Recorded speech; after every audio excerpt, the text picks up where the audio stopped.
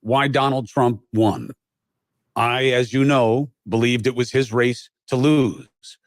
And that's not because I know something that's special. It's because I refused to ignore what was obvious. And now there are lessons, there are realities, there are truths that people are not telling you. Thank you for subscribing and following. Thank you for liking and commenting. But that's not what it is about today. I know it's too soon. I know people are upset. I know they're scared. I know they're worried about this prospect. By the way, I've seen this on both sides in elections. I've lived it myself, watching people I care about lose elections, like my father. I've known it myself in terms of going down publicly, seeing people celebrate it, and having to figure out what to do about it. You need to respect the pain, okay? When Biden beat Trump, there was pain. And not just because they lost. This isn't a football game, okay? I know we treated it like that. I know we've cheapened it that way. I know we've allowed these two parties to run us down and divide us and do us dirty, to be honest. But the reason they're able to succeed is because there are real concerns and dynamics that people are desperate to have addressed. So, what do we now know? Well, we have a new president. We have the Senate and maybe the House all by one party. That means that Donald Trump is going to have an unusual mandate. Now, even if the Democrats eke out the House, you're going to have a president having been elected with a pretty big mandate. What will he do with it? If he has control of both houses of Congress, he'll get one big thing done. If he doesn't, I don't know. We'll have to see. And a lot of it will be about how he carries himself and how he uses this time. But that's not what I want to talk to you about. That's easy, okay? And media people and experts trying to explain to you how this happened is easy and largely useless, and I'll take you through why. Oh, I spoke to Professor Alan Lichtman, okay? He got it wrong. He has to figure out why. And I'm not going to traffic in mocking him. That man cares. He put together something that's worked at worst 9 out of 11 times. And he is now figuring out what it was that didn't calibrate. And I think it's going to come down to how he views the economy in an election. And that in this election, the perception of the economy was absolutely more influential than the reality of the economy. How so? The perception is things are too expensive. That is true, but two things can be true at once. Things are not as expensive as they were, and they're not as expensive as they could be because we are an economy in recovery. And if you look at the rest of the world, America is doing a lot better when it comes to consumer price index and inflation than a lot of other places.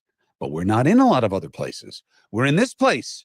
And when your pocket hurts, that's enough. That's not what's captured in the keys, but that is what was captured in this election. So the right, the people who won, feel good about it. Don't mock people's pain, though. You know what it's like to be on the other side and to think that the country has been taken away from you and taken away from your concerns and taken away from what you care about. And Donald Trump is uniquely that figure because he plays to division. And people have a right.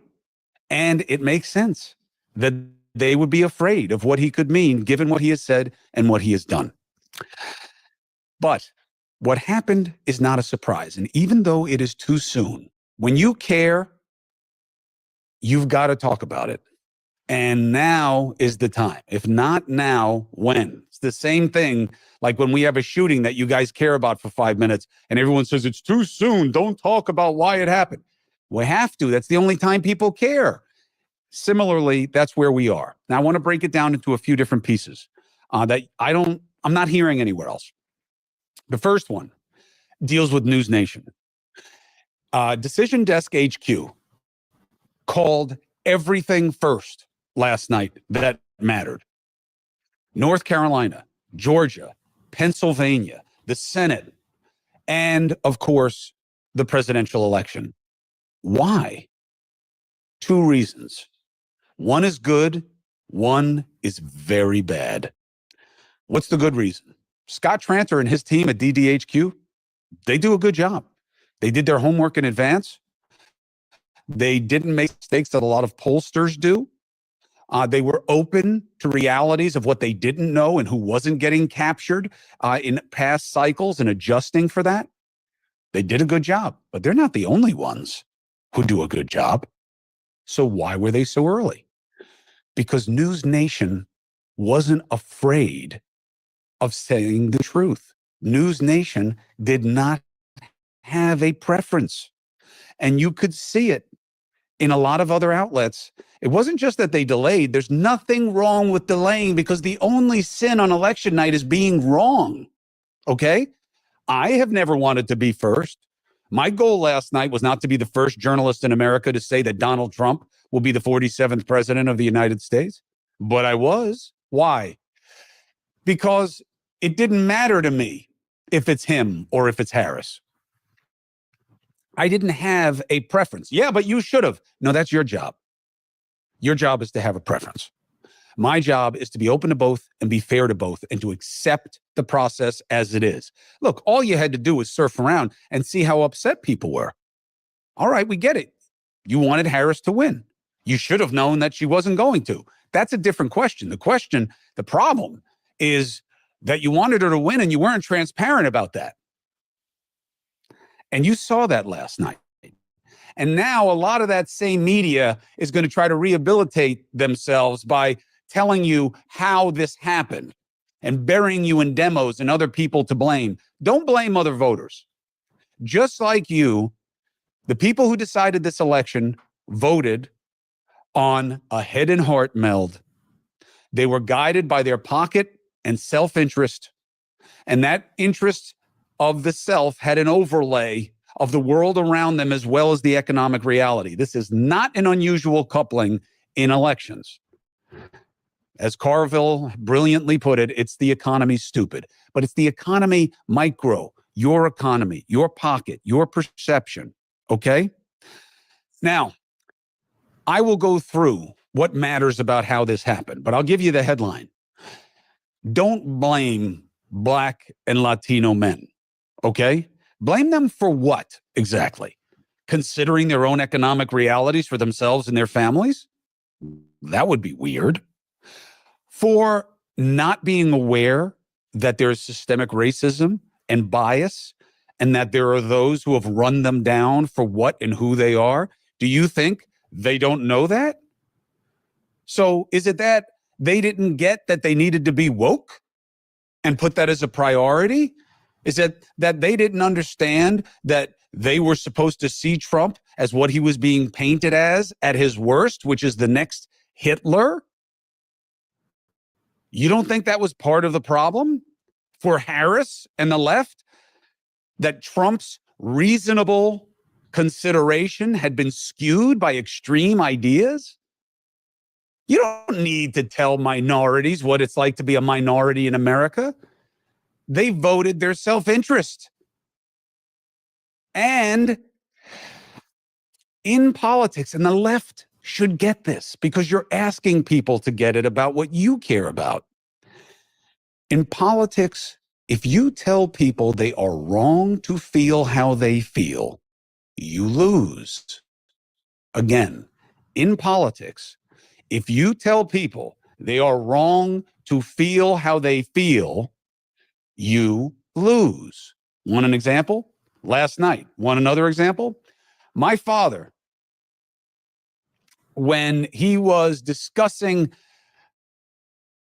Walter Mondale's chances against President Reagan, 1980 or whatever it was, 84, I don't know, whatever it was. If you've purchased a faulty car, you can get a massive payout like this and get your entire car loan paid off for. He said, people blame the government, people blame things, and it's the politician's job to sell them on it because he can't tell them the truth. The truth is, you don't like your tax burden? Make more money. Be more valuable to the economy. Have better skills so that you can make more and then the taxes won't bother you that much. You'll never hear a politician say that to you. Why? Because part of this craft is giving people something to blame for themselves. When they feel a certain way, you have two options. You feed it, or you feed them something else that can make them feel differently. But when you choose to tell them they are wrong to feel how they feel, you lose, and that played out. Things are too expensive. Yeah, but the economy overall is pretty good. They didn't feel it. You are forcing new social norms on people in this country. No, I'm not. We're just doing what's fair. Trans people have rights too. Yes. But if it's communicated as if you must be forced to accept and be indoctrinated with ideas that you do not share, is that fair? That's not what we were doing. That's how they felt you were treating them about it. That's the women in sports thing. It's not that it happens a lot, like immigrant crime. It's not that it happens a lot. It's that the fact that it happens at all to them is a gross violation of norms and unacceptable. And you find it okay. And they believe that that is wokeism run amok. What is woke? They don't even know what it is. Here's what they believe it is. And it just won the presidential election. The economy won the presidential election, and concerns that all go under the umbrella of wokeism, which to people who voted for Trump is a set of ideas that messes with traditional values, but more importantly, new ideas that are being forced on them to make their own, even if they don't agree. Like what? It can be immigration and the idea of an open border. We don't have an open border, but it does meet that suggestion. And politics is about hyperbole. Politics is about persuasion. Politics is about using perception as a hedge against reality, and perception generally wins. So when you undo what was working and allow people to flood through, you feed into the idea that you want it that way. And then you get the great replacement theory and all this other bullshit. But it is an extension of what they see as wokeism. Yes, it's also national security. It's also immigration on its own. But it is this exaggerated liberalism, this exaggerated laxity, this exaggerated relaxing of law and order for some other value system. Trans is that. Censorship is that. You don't get to say that. How many people are going to take little bits of what I've already said and spin it out of context to make me some kind of Harris hater, which I'm not. She was put in a really tough position. She had the tougher case to make. Or that I don't get race, or that I'm white and privileged. And all of this is a perceived extension of wokeism run amok. That you don't get to say things. Sure, you don't get to say things without consequence. I actually think we've gone too far away from this as a consequence for certain things. I think social media has warped our sense of decency and made us think that we can just insult people down to the core of who they are and what they're about and not expect to get smacked in the face. And then people will say, well, you have to be more evolved and civilized than that. But we're not evolved and civilized. We're completely indecent. We're constantly insulting. We're constantly manipulating. We're constantly perverting what is normal and natural and obvious. But a punch in the nose is indecent, is too much. We're better than that. The fuck we're better than that. Look where we are. Look, we have divided ourselves over boogeymen. You have real enemies that want to kill you. That was not even discussed in this election. And the only time we do discuss it, we discuss what to call them. Don't just say Muslims. Okay, that's fair. Well, don't say extreme Muslims. You have to say It's not Islamic terror. It's extreme Islamist terror.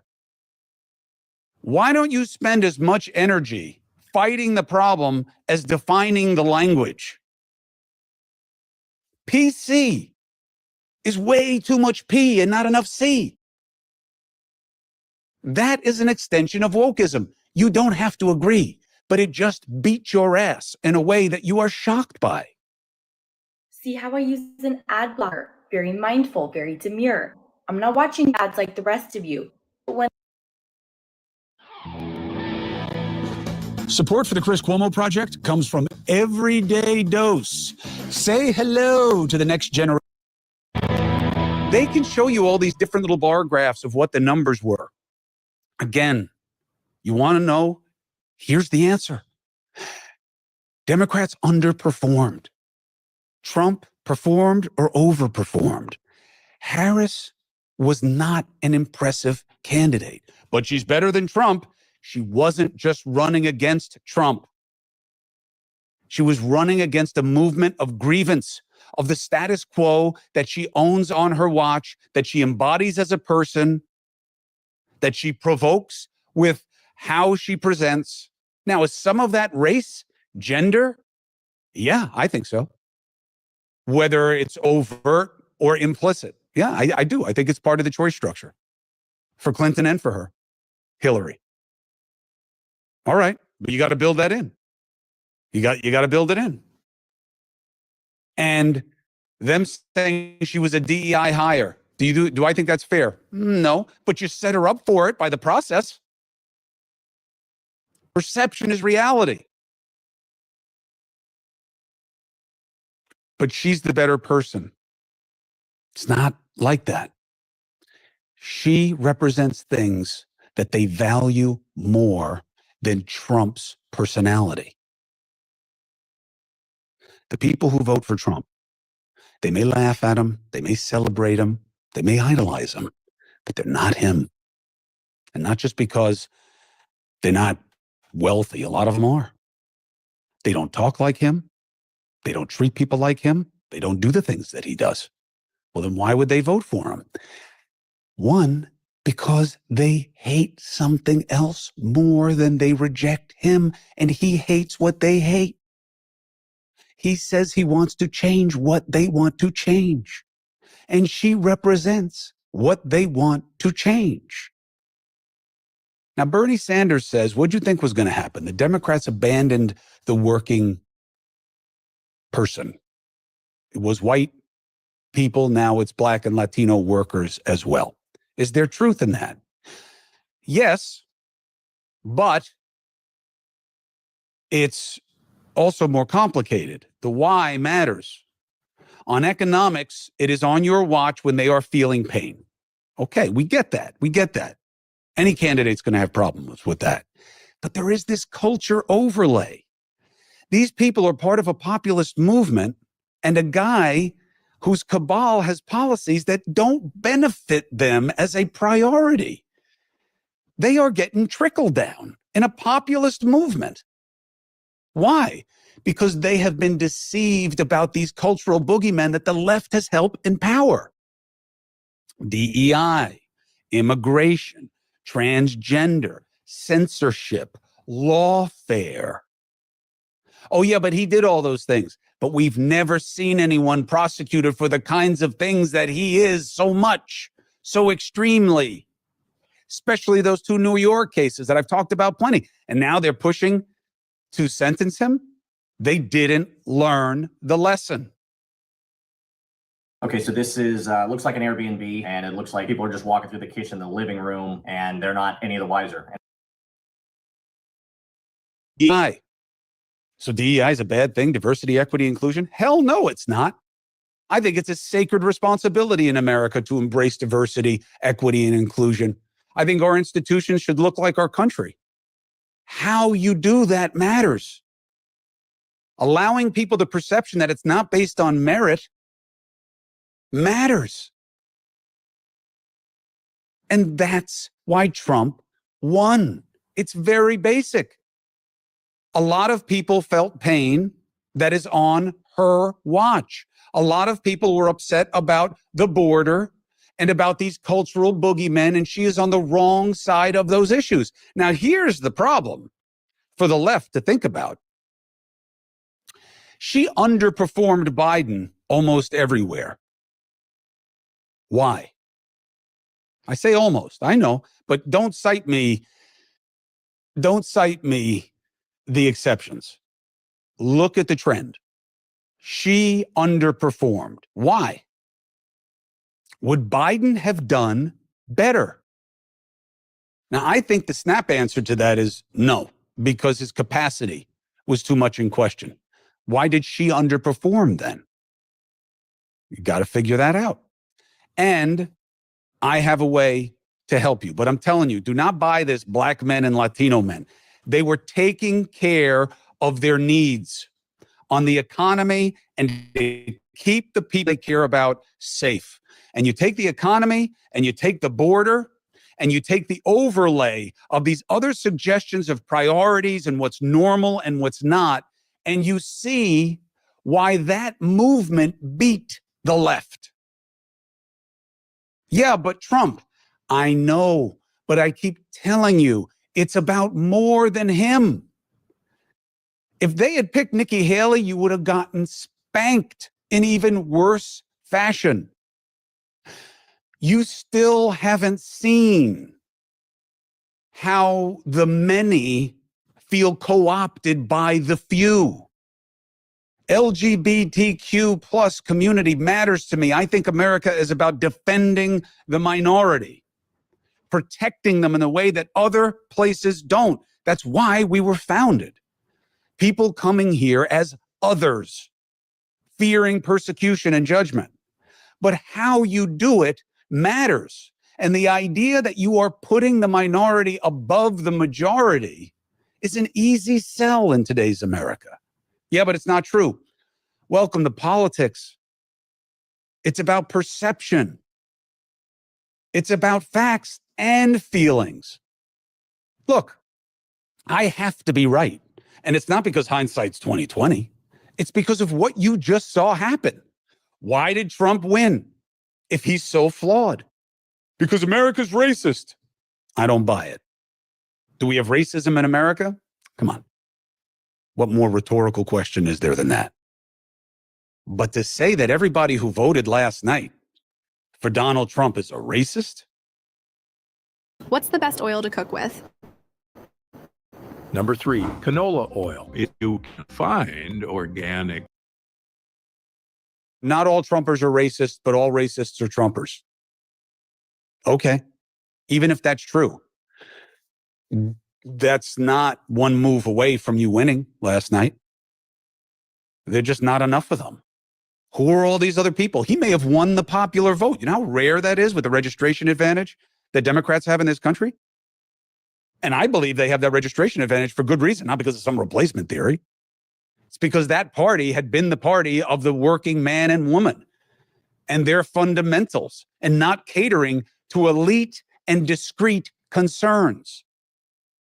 Well, what is an elite or discrete concern? The ones that I outlined. Things that affect the few that are being forced on the many. Too bad. I know. And now you get the too bad. Another big thing. Reproductive rights. Reproductive rights did not manifest itself as a priority in this country the way I thought it would. Why not? I don't know. We're going to have to hear from women. We're going to have to think about it. Some of the suggestions that have been given me is we're assuming that an abortion is that big a deal for women in the matrix of their concerns about their lives versus the economy versus the security of their family versus crime. Maybe, but I also think that's about the narrative of how the issue was described, because it's not just about abortion. But maybe that was the sell, and that's why women didn't come out the way they could have. Or it's while they may have wanted to come out about that, there were competing issues with that demotivated them. And part of that is candidates matter. You can say what you want about Trump. Harris, I got all this heat for saying now she's female Black Jesus. That wasn't a dig at Black people. I was talking about Democrats. And I was referencing how Obama had once been described as Black Jesus because of how powerful he was in his persuasion and how he killed it in his election. He won by almost 10 million votes in his first election. If anything, it's a compliment. It's not derisive. I'm an ally of minority causes as a member of the majority, as someone who's privileged, as someone who has the empowerment of type and place. I have a platform. And I use it to help people who don't have that platform, including Black people, including women, perversely seeing how they're the majority of both our society and our electorate. So here, this deep in, I have touched on what is going on and what you need to adjust. Did you know that Amazon has a $50 million fund that they have to pay out every month? And here's how you can get a cut. Support for the Chris Cuomo Project comes from Shopify. Now, here's why we all need this. I'm trying to sell my free agent gear, right? But how? How do I get it out to people? How do I make sure that now is the big part? There are 3 questions. I've talked to you about this before. Norman Lear suggested them to my brother-in-law, who passed them on to me. And they were very helpful for me in my own process of dealing with getting kicked in the nuts, smacked in the face, and thrown down a flight of stairs. And it is a psychological, behavioral assessment and correction model. It's 3 questions that everybody needs to be asking themselves right now. Because I got to tell you something. You think that the burden is on the left. Oh, no. No. Trump has the burden. What will he do with this mandate? Because he's got his side that wants him to do nothing but burn it all down, because that's what he's been talking. And he can't do that, and he shouldn't do that. He pushed the division as much as anybody, and now he has to unify. And I will give him that opportunity. Believe him who he is the first time. I don't have that luxury. He has won an election fair and square. Thank God, in a secular democracy, that it worked. And I know it would have been him who would have complained. And he started off kind of complaining with bullshit early on yesterday. But it held. And it was decisive and relatively quick, thanks to News Nation. DDHQ. But again, I'm telling you, it wasn't just the quantitative side, it was the qualitative side. News Nation did not have a preference of outcome, so we didn't stall as others did. Yes, haste makes waste. Yes, it's better to wait. Yes, it's better to be careful. But I'm telling you, listening to the guys and why they made the call when they did, others didn't choose it, at least in part because they didn't want to. Here are the 3 questions. What? So what? Now what? What is the derivation of these? Look up the name Rolfe, R-O-L-F-E, and you'll see his apportionment model and where it comes from. Here's how it works. What just happened? What did you observe? Why did it happen? Okay? And that is all of your metrics and who won. But let me tell you, it's easy with this because every demographic ran away. Remember I said it's Trump's race to lose. He can lose it because of how much downside there is to him. But at the end of the day, are there more people on the right willing to peel away from him despite what they're bothered by? Or are there more people on the left willing to peel away from her because of what they're bothered by? Or that they're not going to show up, and they didn't show up. That's why she lost. Democrat underperformance. Why? Because she was playing Trump's game of which and what and who is worse. And in a battle of grievance, that was his race to lose. He had an advantage. And that's what happened. Okay, so that's what happened. So what? Now, to me, this is the first one is the least important to me. because you know what happened. Why it happened is only as important as you decide to change. So what? What does it mean? What does it mean? The left has to look at its posture on culture issues, censorship, how DEI is articulated and executed, immigration, how it is articulated and executed. Of course, discrete issues of identity also. You are fighting the right fight, the good fight, in my estimation, of protecting the rights of the few. But you cannot do that by forcing it as a norm on the many. You have to respect and give rights and privileges to gay people. You do not have to make people think they need to be gay. I don't care if people are gay. I don't care if my kids are gay. I love my kids. I would worry for them, depending on where they're going to live, because there is prejudice. We've come a distance, but we're not where we need to be. But I don't say that everybody should be gay. Why? Because you don't do that with people. You don't tell them who and how to be. You make them accepting of others. There's a big difference between saying, I'm going to teach your kid that it's okay if they want to change their gender. That's tricky business with children. And it pissed people off. Too bad. You lost because of it. So think about it. That's the so what. Why did this happen? The many, no matter what's going on social media, no matter how easy it is to cancel, no matter how much the media caters to magnified minorities, that silent majority is a real thing. There is an outsized population in this country that is watching and will act when forced.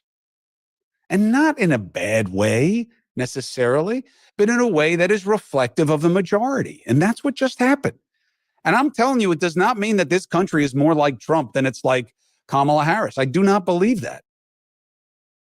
I could see the small print in magazines again after I threw my glasses in the garbage can and started. It's that his concerns that he was riding on matter to more than how it was put by the left, that he was the ultimate threat. People saw things as more threatening than him. People saw conditions, policies, and circumstances as more threatening than him. It felt forced and extreme and exaggerated. And now is the hard and most important part. Now what? My answer is, my job is to be fair. That's my job. Do I like Donald Trump? No. He came after me and my family, weaponized me, made life hard for my kids, deceived people about who and what I am. He's not alone in that, but he's the president. But I got to be fair. Someone trying to shoot him in the head, shooting him in the head, not trying to, shooting him in the head, not good. Shouldn't be ignored. Shouldn't be mocked. Shouldn't be mitigated in a way that it never would have been had it been Biden or Harris. The concerns that people have and why they voted for him are legitimate and real. And a lot of his voters are not like him. So I have to be fair to them and to their concerns and the policies they want enforced and the policies they want put into place and the policies they want rejected. And fuck, I got to be a better person. I got to say fuck less. No, it's not about that. It's about the substance of who I am and how I treat people. I'm not going to give what I get on social media anymore. I'm not going to do it. It helps nothing. It's satisfying to me. It tickles me as an alpha male and somebody who actually wants confrontation, is comfortable with violence. But that's not the best part of me. And that's not what we need.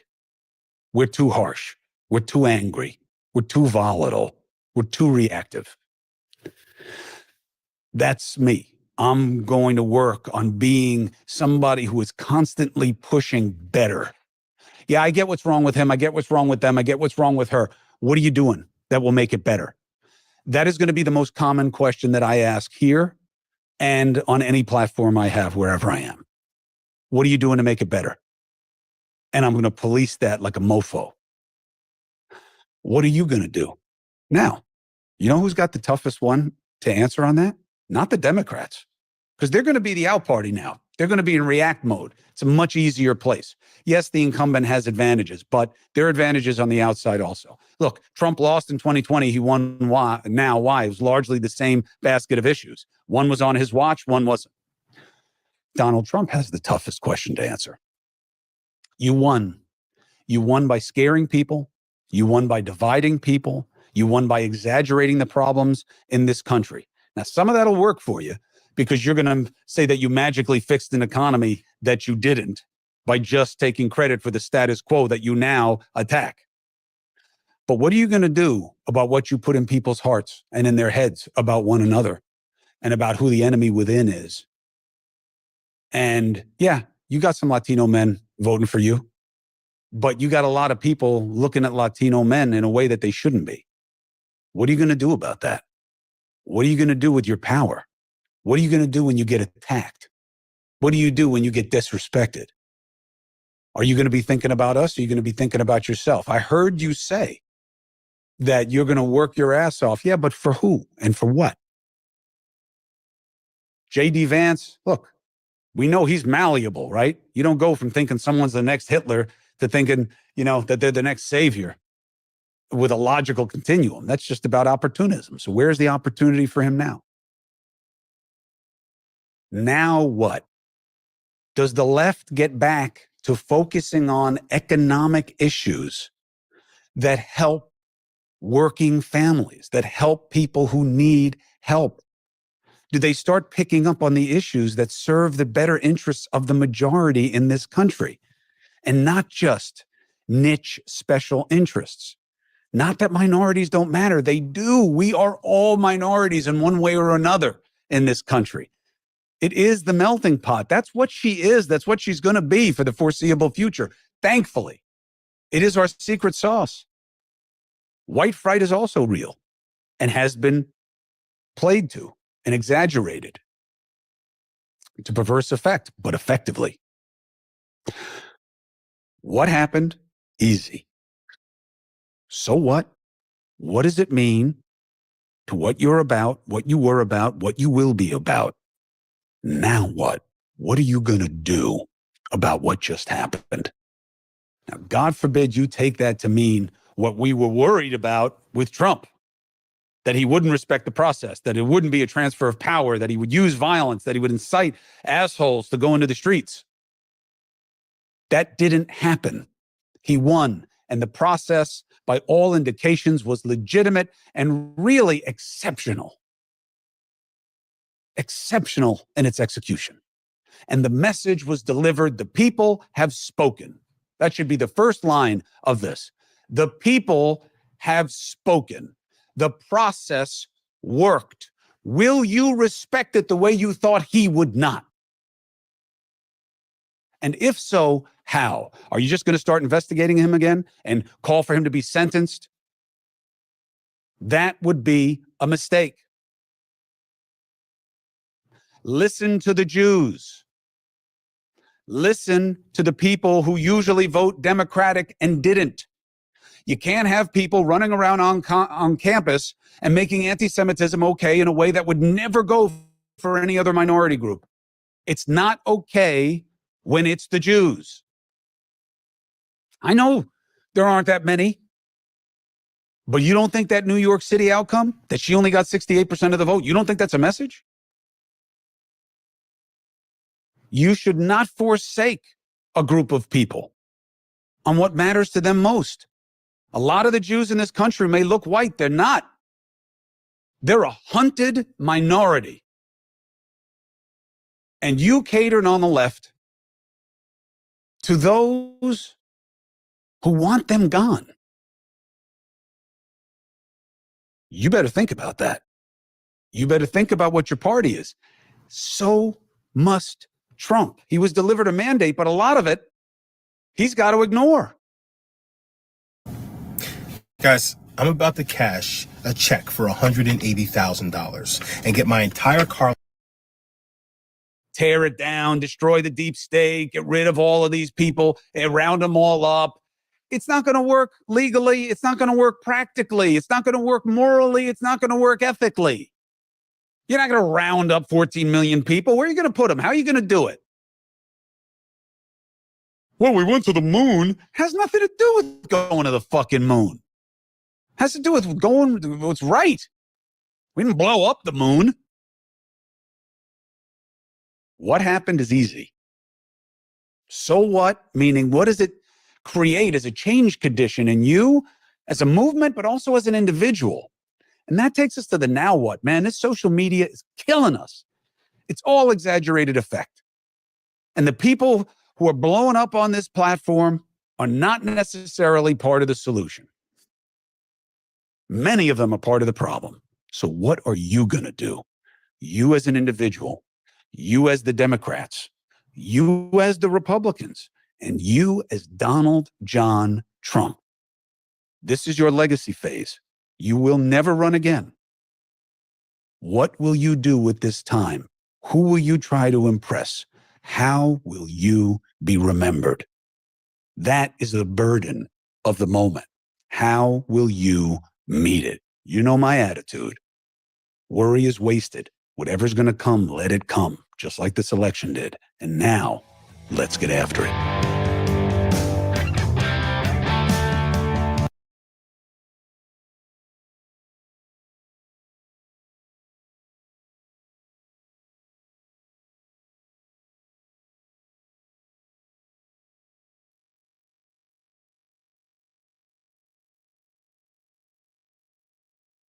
I want to buy your house. I can pay you.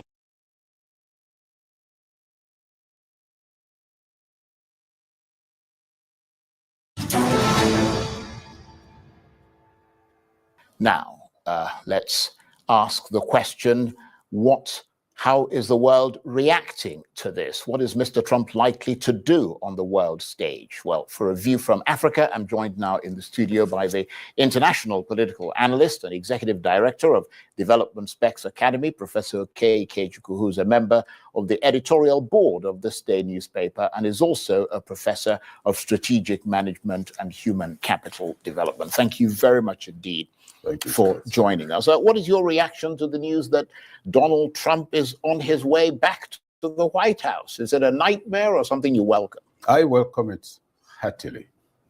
At last, I think more and more Americans are being honest about how Americans feel, about what Americans want.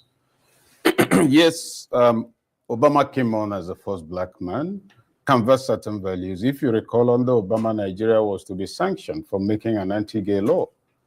Nigeria was denied arms for all kinds of reasons. What I saw the Obama regime do, and which Biden tried to extend, was attempts to recreate the values of right and wrong for the rest of humanity.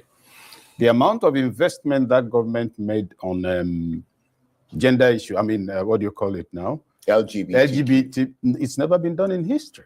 The attempt to redefine gender, to redefine humanity, to push it all over the place. Then the pro-life and all other values of Trump, I noted that combat because it's been of interest to me for a long time. The moment Biden took over, you may recall that I wrote an article on the back of this day titled, As Biden Shows His Hand. It was the same set of paradigms. And the issue for us is this. What is it that we've gained on that? So you find that Trump is abrasive, no question about that. Some would say rambunctious to us. Clearly a riot on his own. But in the end, what does he represent? He represents some of the things that the core conservative America has been interested in.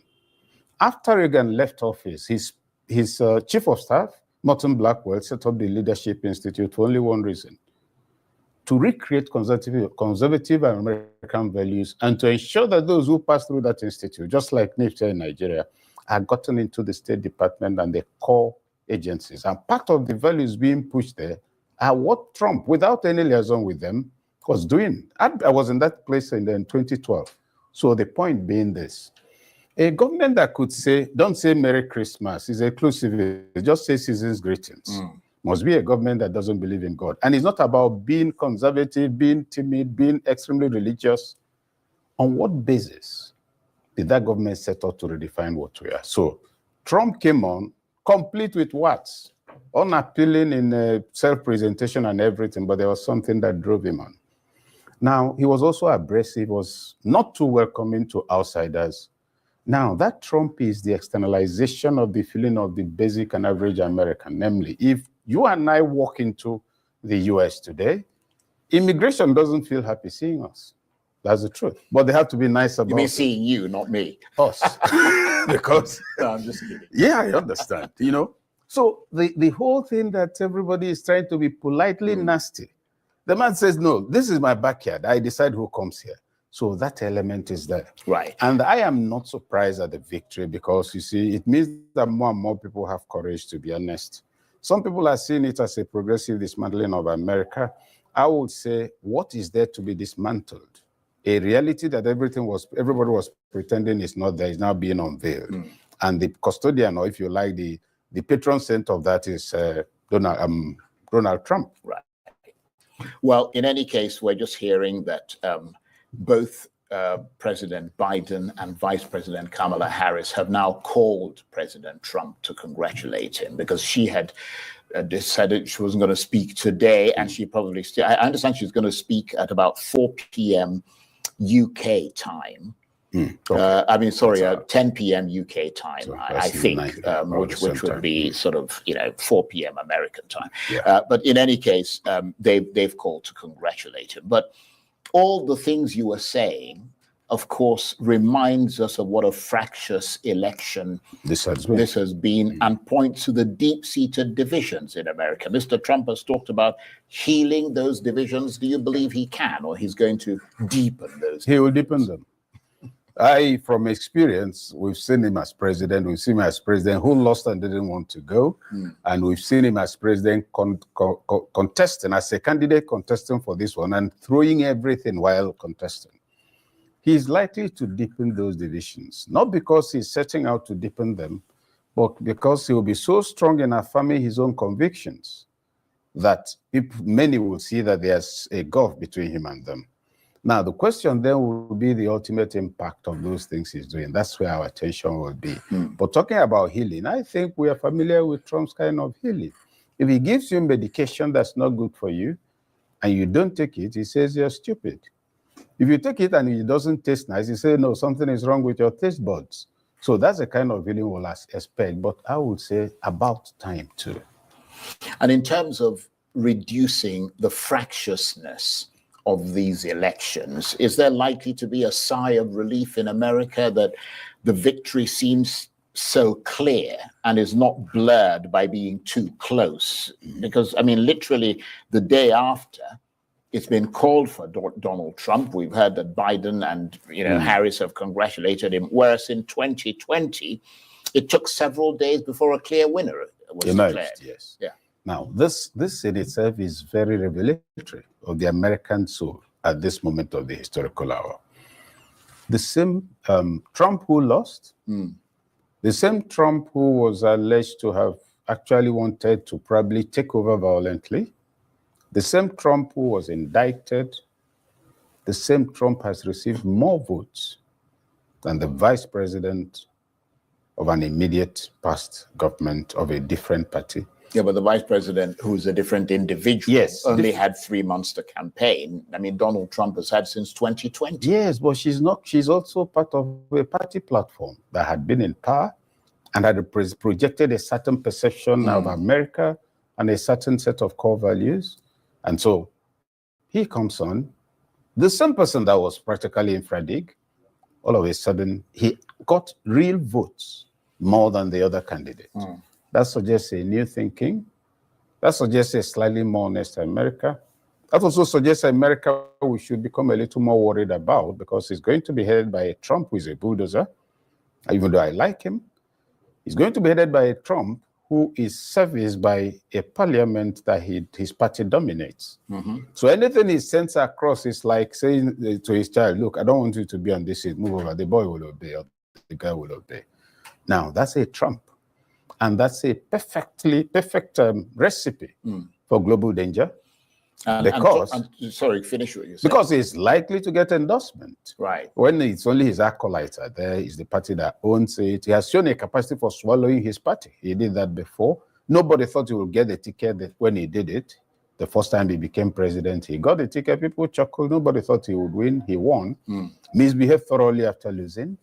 He's come back. He's bounced back in a frightening way and with a lot of political and legal leverage. So he's likely to be a little less manageable, quite frankly. And that's what worries people. And you use the term global danger. Yes. There is, of course, the war in Gaza. He said that he wants that war to end quickly. But again, he gave no detail. So there was an absence of detail. But according to the Israelis, he called them to congratulate them on their operations in Lebanon. Can we therefore assume that if he were to bring that war to an end quickly, it would not end in a way that the Palestinians and the Arab countries want? It's easy to infer that. We are looking at a man who, from our perception, has already taken sides. To that extent, the end of that war, knowing his usual temperament and disposition, will be, look, just deal with these guys. They are causing too much trouble here. We have other things to do. Sweep that place out. That's basically the kind of thing we're likely to see. And we must see beyond the question. It's not about Gaza and Israel. It's about the soul of America, which belongs to the Jews. If you take away Israeli scientists, Israeli businessmen, Israeli funding, Israeli management of the US economy and the military and science, there will be no America. So people have always wondered, what is it that these people are always talking? Every small thing, America, you see them to be on the side of Israel. They help them create an Israeli state. Those undercurrents are not lost on Trump. It was an Israeli. I remember he created a marketing chain of sale or return. He won't ask you to pay for anything. He'll come to your shop and drop it. He'll come back in a day or two or a week. If it's not on the shelf, you give him the money, and was able to. So they're creative people. They constitute and compound the core of those values and skills that enable the American state of today to be what it is. If you look at the number of Nobel laureates who have Israeli or Jewish heritage, the number of people with that heritage who dominate different aspects of the American state, Silicon Valley, you will understand that Trump, if he sees American interests as synonymous with the survival of the state of Israel, like he said, he'll just use insecticide on the place. Basically. And what about a country like Nigeria and the rest of Africa? Would Trump be good for the continent, or would Harris have been better? What did Harris, Biden, and Obama do for Nigeria or Africa? They said the man is from Kenya. I wouldn't argue about that. We have history, we have factual evidence to that effect. What did Obama's tenure do for Africa? What did the continuation of that tenure under Biden do for Africa? Well, AGOA was strengthened under Obama, and there were quite a few Africa summits that were held in Washington. Thank you. We've walked into, two of us have walked ourselves into what I was looking forward, summits on Africa, AGOA. What you call, there's a word for it, abstract gains. Oh, there's this summit on how to develop Africa. There's this summit on the needs of African states. There's an increase in aid to support development, to fight corruption. By a country that if you and I, anybody moves in $5,000 into the US banking system is flagged. They'll know where you are, where you're coming from. Billions of naira are moving out of this country, converting into hundreds of millions of dollars into the US economy and that of Europe. They know the owners. It's driving the economy. That's not corruption. It's to come here and give us lectures and support anti-corruption agencies. So that fraud has lasted long enough. Let's not do. That's why I say, what was it they delivered? Oh, summits on Africa, if Africa leverages its massive human capital, there's a lot of arable land, it can feed the whole world, it's a speech in a hall. That swindle I got familiar with it as a lecturer in the university. You listen to those who speak ideals. After that, you know that outside that hall, the fellow doesn't have a single follower, but he believes he has proposed a solution to everything on the planet and probably 2 other planets apart from this one. That game they've been playing with us has lasted long enough. We need somebody who will look and say, look, you guys, I think you're stupid, really. If you don't do this, you're not going to see me. That's the kind of thing Trump will tell Africa. And on that very sobering note, I want to thank you very much indeed. It's always a pleasure to get to speak.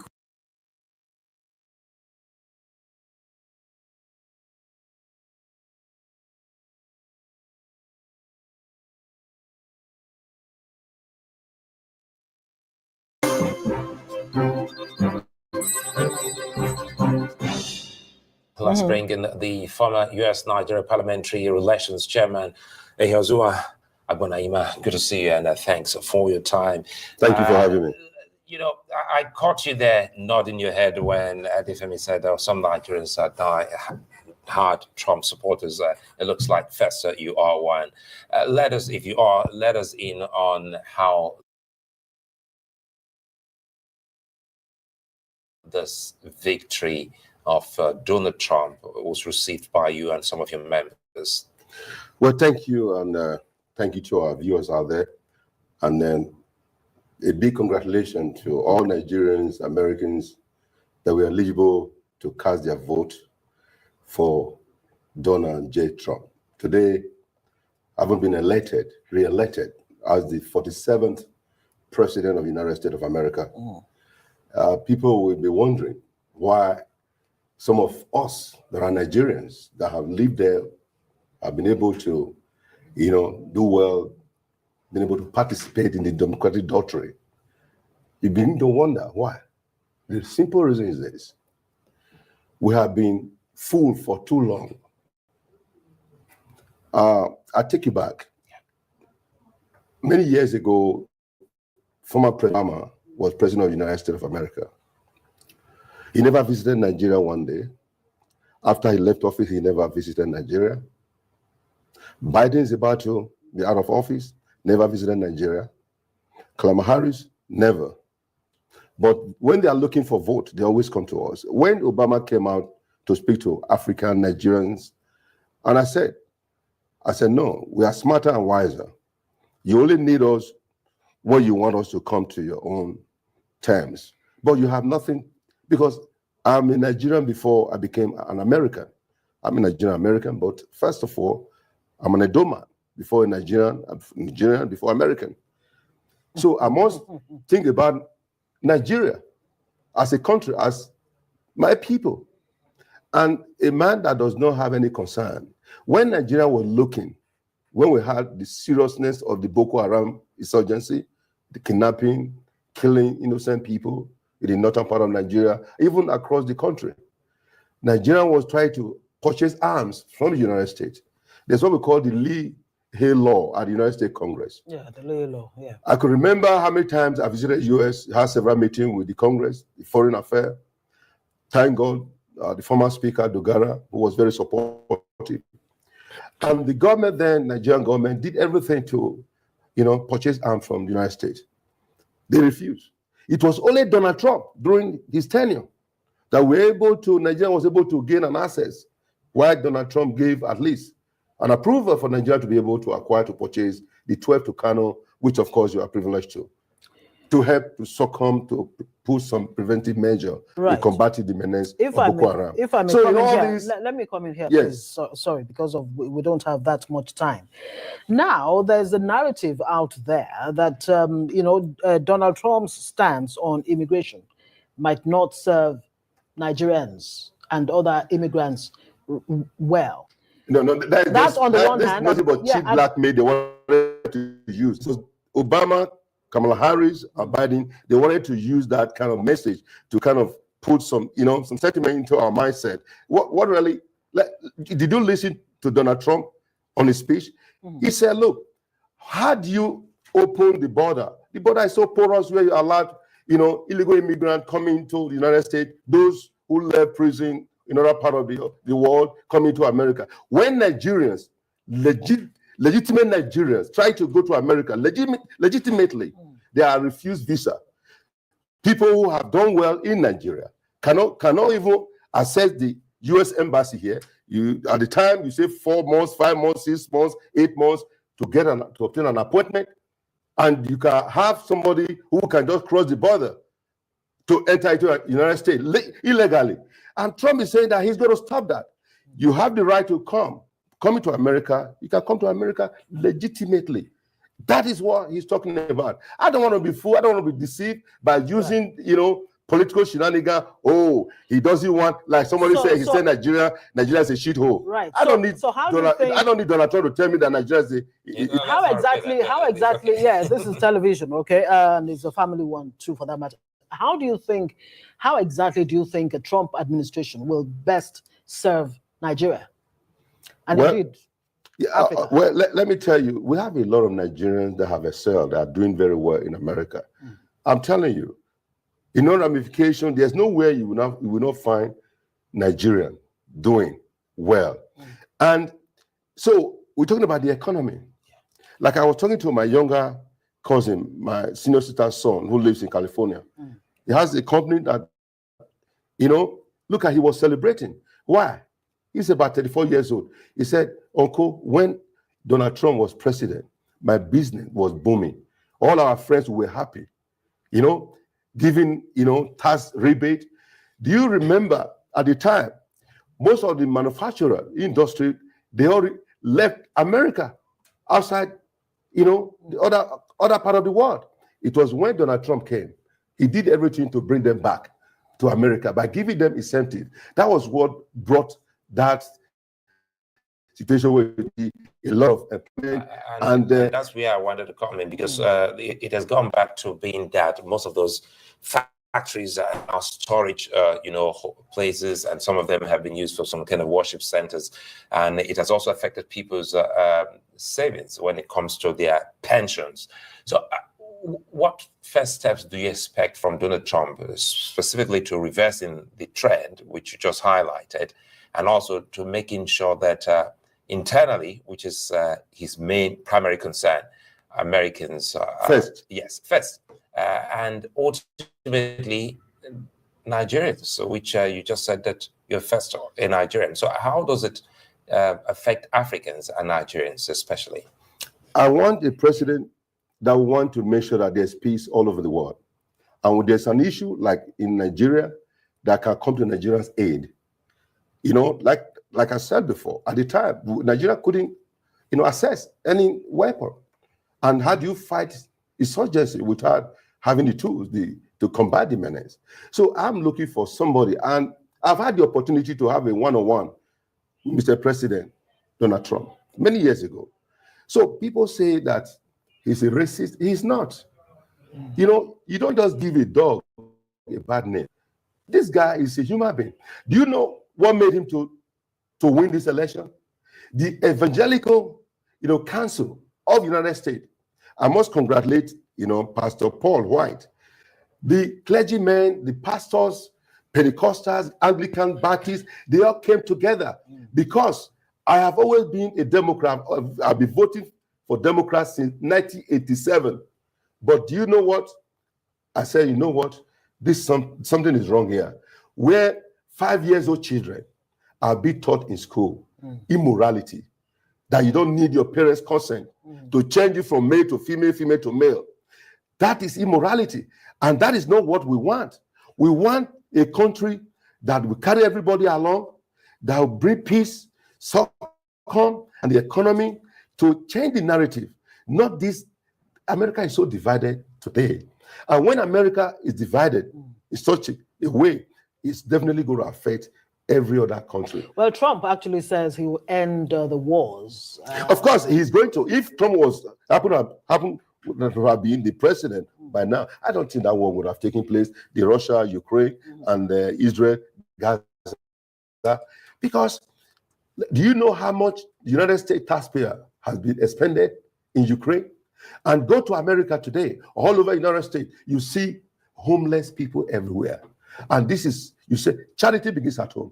Donald Trump said, feast home first before facing outside. Right. And that is the reason why a lot of Nigerians, African, Muslims, Christian, even Latino, even Mexicans that you would have thought, no, they will not vote for Donald Trump. They all came out en masse to give Donald Trump his support. And today, we'll have to he is say, the president-elect, and I say congratulations to him. But don't forget Nigeria, because... Right, we'll have to leave it there. Don't forget Nigeria.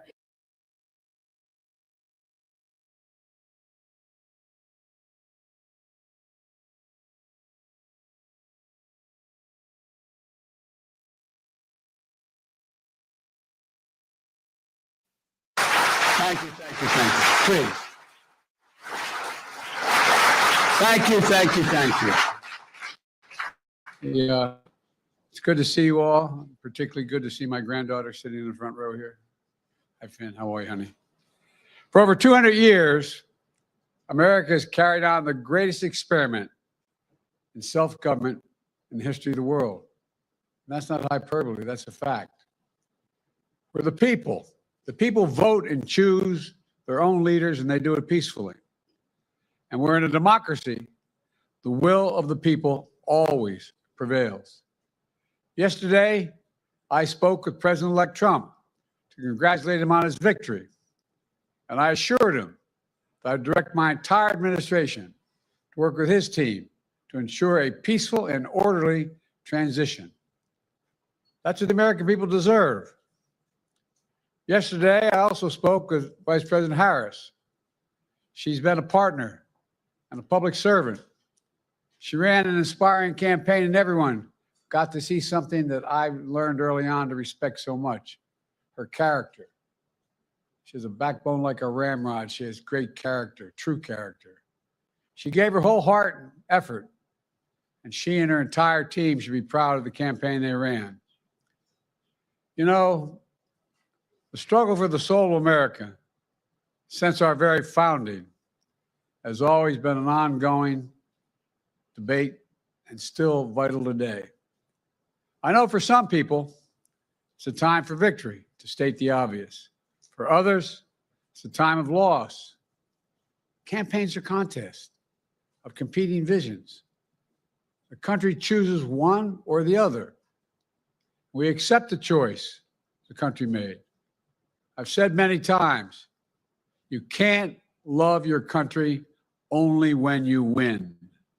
You can't love your neighbor only when you agree. Something I hope we can do, no matter who you voted for, is see each other not as adversaries, but as fellow Americans. Bring down the temperature. I also hope we can lay to rest the question about the integrity of the American electoral system. It is honest, it is fair, and it is transparent. And it can be trusted, win or lose. I also hope we can restore the respect for all our election workers who busted their necks and took risks at the outset. We should thank them. Thank them for staffing voting sites, counting the votes, protecting the very integrity of the election. Many of them are volunteers who do it simply out of love for their country. And as they did their duty as citizens, I will do my duty as president. I'll fulfill my oath, and I will honor the Constitution. On January 20th, we'll have a peaceful transfer of power here in America. To all our incredible staff, supporters, cabinet members, all the people who've been hanging out with me for the last 4 years, God love you, as my mother would say. Thank you so much. You put so much into the past 4 years. I know it's a difficult time. You're hurting. I hear you and I see you. But don't forget all that we accomplished. It's been a historic presidency. Not because I'm president, because what we've done, what you've done. A presidency for all Americans. Much of the work we've done is already being felt by the American people, but the vast majority of it will not be felt over the next 10 years. We have legislation we passed that's just only now just really kicking in. We're going to see over $1 trillion worth of infrastructure work done, changing people's lives in rural communities and communities that are in real difficulty because it takes time to get it done. And so much more it's going to take time, but it's there. The road ahead is clear, assuming we sustain it. There's so much we can get done and will get done based on the way the legislation was passed. And it's truly historic. You know, we're leaving behind the strongest economy in the world. I know people are still hurting, but things are changing rapidly. Together, we've changed America for the better. Now we have 74 days to finish the term, our term. Let's make every day count. That's the responsibility we have to the American people. Look, folks, you all know it in your lives. Setbacks are unavoidable, but giving up is unforgivable. Setbacks are unavoidable, but giving up is unforgivable. We all get knocked down, but the measure of our character, as my dad would say, is how quickly we get back up. Remember, a defeat does not mean we are defeated. We lost this battle. The America of your dreams is calling for you to get back up. That's the story of America for over 240 years and counting. It's a story for all of us, not just some of us. The American experiment endures. We're going to be okay, but we need to stay engaged. We need to keep going. And above all, we need to keep the faith. I'm so proud to have worked with all of you. I really mean it. I sincerely mean it. God bless you all. God bless America. And may God protect our troops. Thank you, thank you, thank you.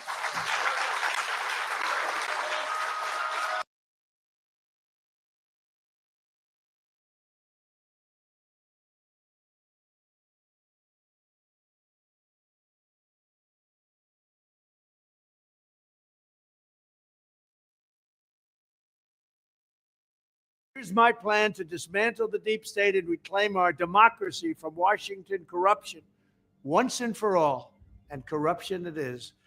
First, I will immediately reissue my 2020 executive order restoring the president's authority to remove rogue bureaucrats, and I will wield that power very aggressively.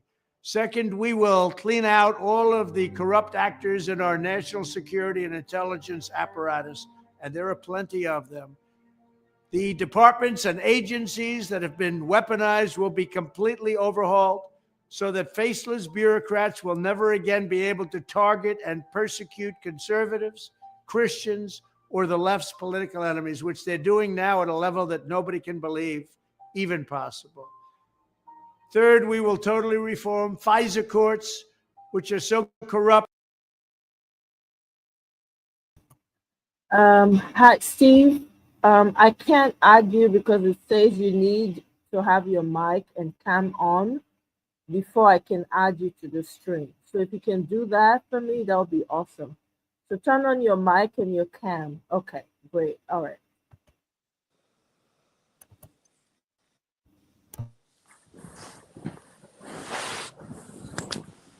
That the judges seemingly do not care when they are lied to in warrant applications. So many judges have seen so many applications that they know were wrong, or at least they must have known. They do nothing about it. They're lied to. Fourth, to expose the hoaxes and abuses of power that have been tearing our country apart, we will establish a Truth and Reconciliation Commission to declassify and publish all documents on deep state spying, censorship, and corruption. And there are plenty of them. Fifth, we will launch a major crackdown on government leakers who collude with the fake news to deliberately weave false narratives and to subvert our government and our democracy. When possible, we will press criminal charges. Sixth, we will make every inspector general's office independent and physically separated from the departments they oversee so they do not become the protectors of the deep state. Seventh, I will ask Congress to establish an independent auditing system to continually monitor our intelligence agencies to ensure they are not spying on our citizens or running disinformation campaigns against the American people, or that they are not spying on someone's campaign like they spied on my campaign. Eighth, we will continue the effort launched by the Trump administration to move parts of the sprawling federal bureaucracy to new locations outside the Washington swamp. Just as I moved the Bureau of Land Management to Colorado, as many as 100,000 government positions could be moved out, and I mean immediately, of Washington to places filled with patriots who love America, and they really do love America. Ninth, I will work to ban federal bureaucrats from taking jobs at the companies they deal with and that they regulate. So they deal with these companies and they regulate these companies, and then they want to take jobs from these companies. It doesn't work that way. Such a public display cannot go on, and it's taking place all the time, like with Big Pharma. Finally, I will push a constitutional amendment to impose term limits on members of Congress. This is how I will shatter the deep state and restore government that is controlled by the people and for the people. Thank you very much.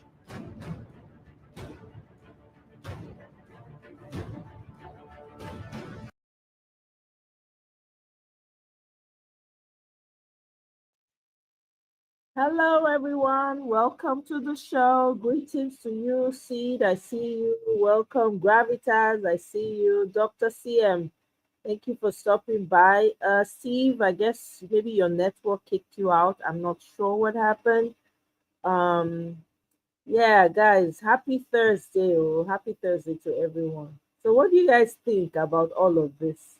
I shared my link. So, if you want to come on and let's talk about it, that would be awesome. Almost very, very different takes. So, for God knows how, since morning, I mean, since the election, there's been different takes, and there have been a lot of, the Democrats are not happy. There's a lot of anger. There's some protests going on and all of that, but Trump has already entered, he's won the election with a landslide. Trump cleared the 7 swing states, all of it. And he also got the popular vote. Talk about slam dunk. Talk about slam dunk. And, Chris Cuomo's take on why people voted for Trump and not Harris, I can see that. I can actually, because I did hear a lot of the concerns, right, during the election. People were not pleased with a lot of things, a lot of policies, the Democratic policies. And some people felt like, Kamala Harris didn't do anything for them, So there was a lot of anger. I was talking to, I think it was a relative I was talking to yesterday. I was like, what we saw happen in the polls was angry people. People came out and decided to go and vote. There were a lot of first-time voters. A lot of first-time voters. I mean, a lot of first-time voters in the election. Do you understand? And, there was so much information coming out about Kamala Harris and all of that. And some of the promises that the Biden administration made, they really didn't quite, they didn't achieve those. They didn't do much about the policies that they said they were going to take care of. And a lot of parents felt like they were pushing this whole LGBT transgender thing too much in their faces. A lot of parents were very, very angry. I have friends, I had a lot of friends who are parents who were very upset about that, because the kids' assignments, they have them tell them, how many genders are there, there are 2 genders, but they're claiming that they're more, so a lot of anger from parents, and when that was happening, there were people were coming together, parents were coming together and talking about how to deal with this situation. It became a problem. And then, you have transgender women participating in female, sports, That also annoyed a lot of people. I don't know if you guys remember there was a boxing match between a transgender man and a biological woman. And the way, that went down, a lot of people were not happy about it. Though. Those were a lot of the issues that came out that decided this election. It was a landslide. It was a huge, the the gap was a lot. All the swing states, 7 swing states, wiped out.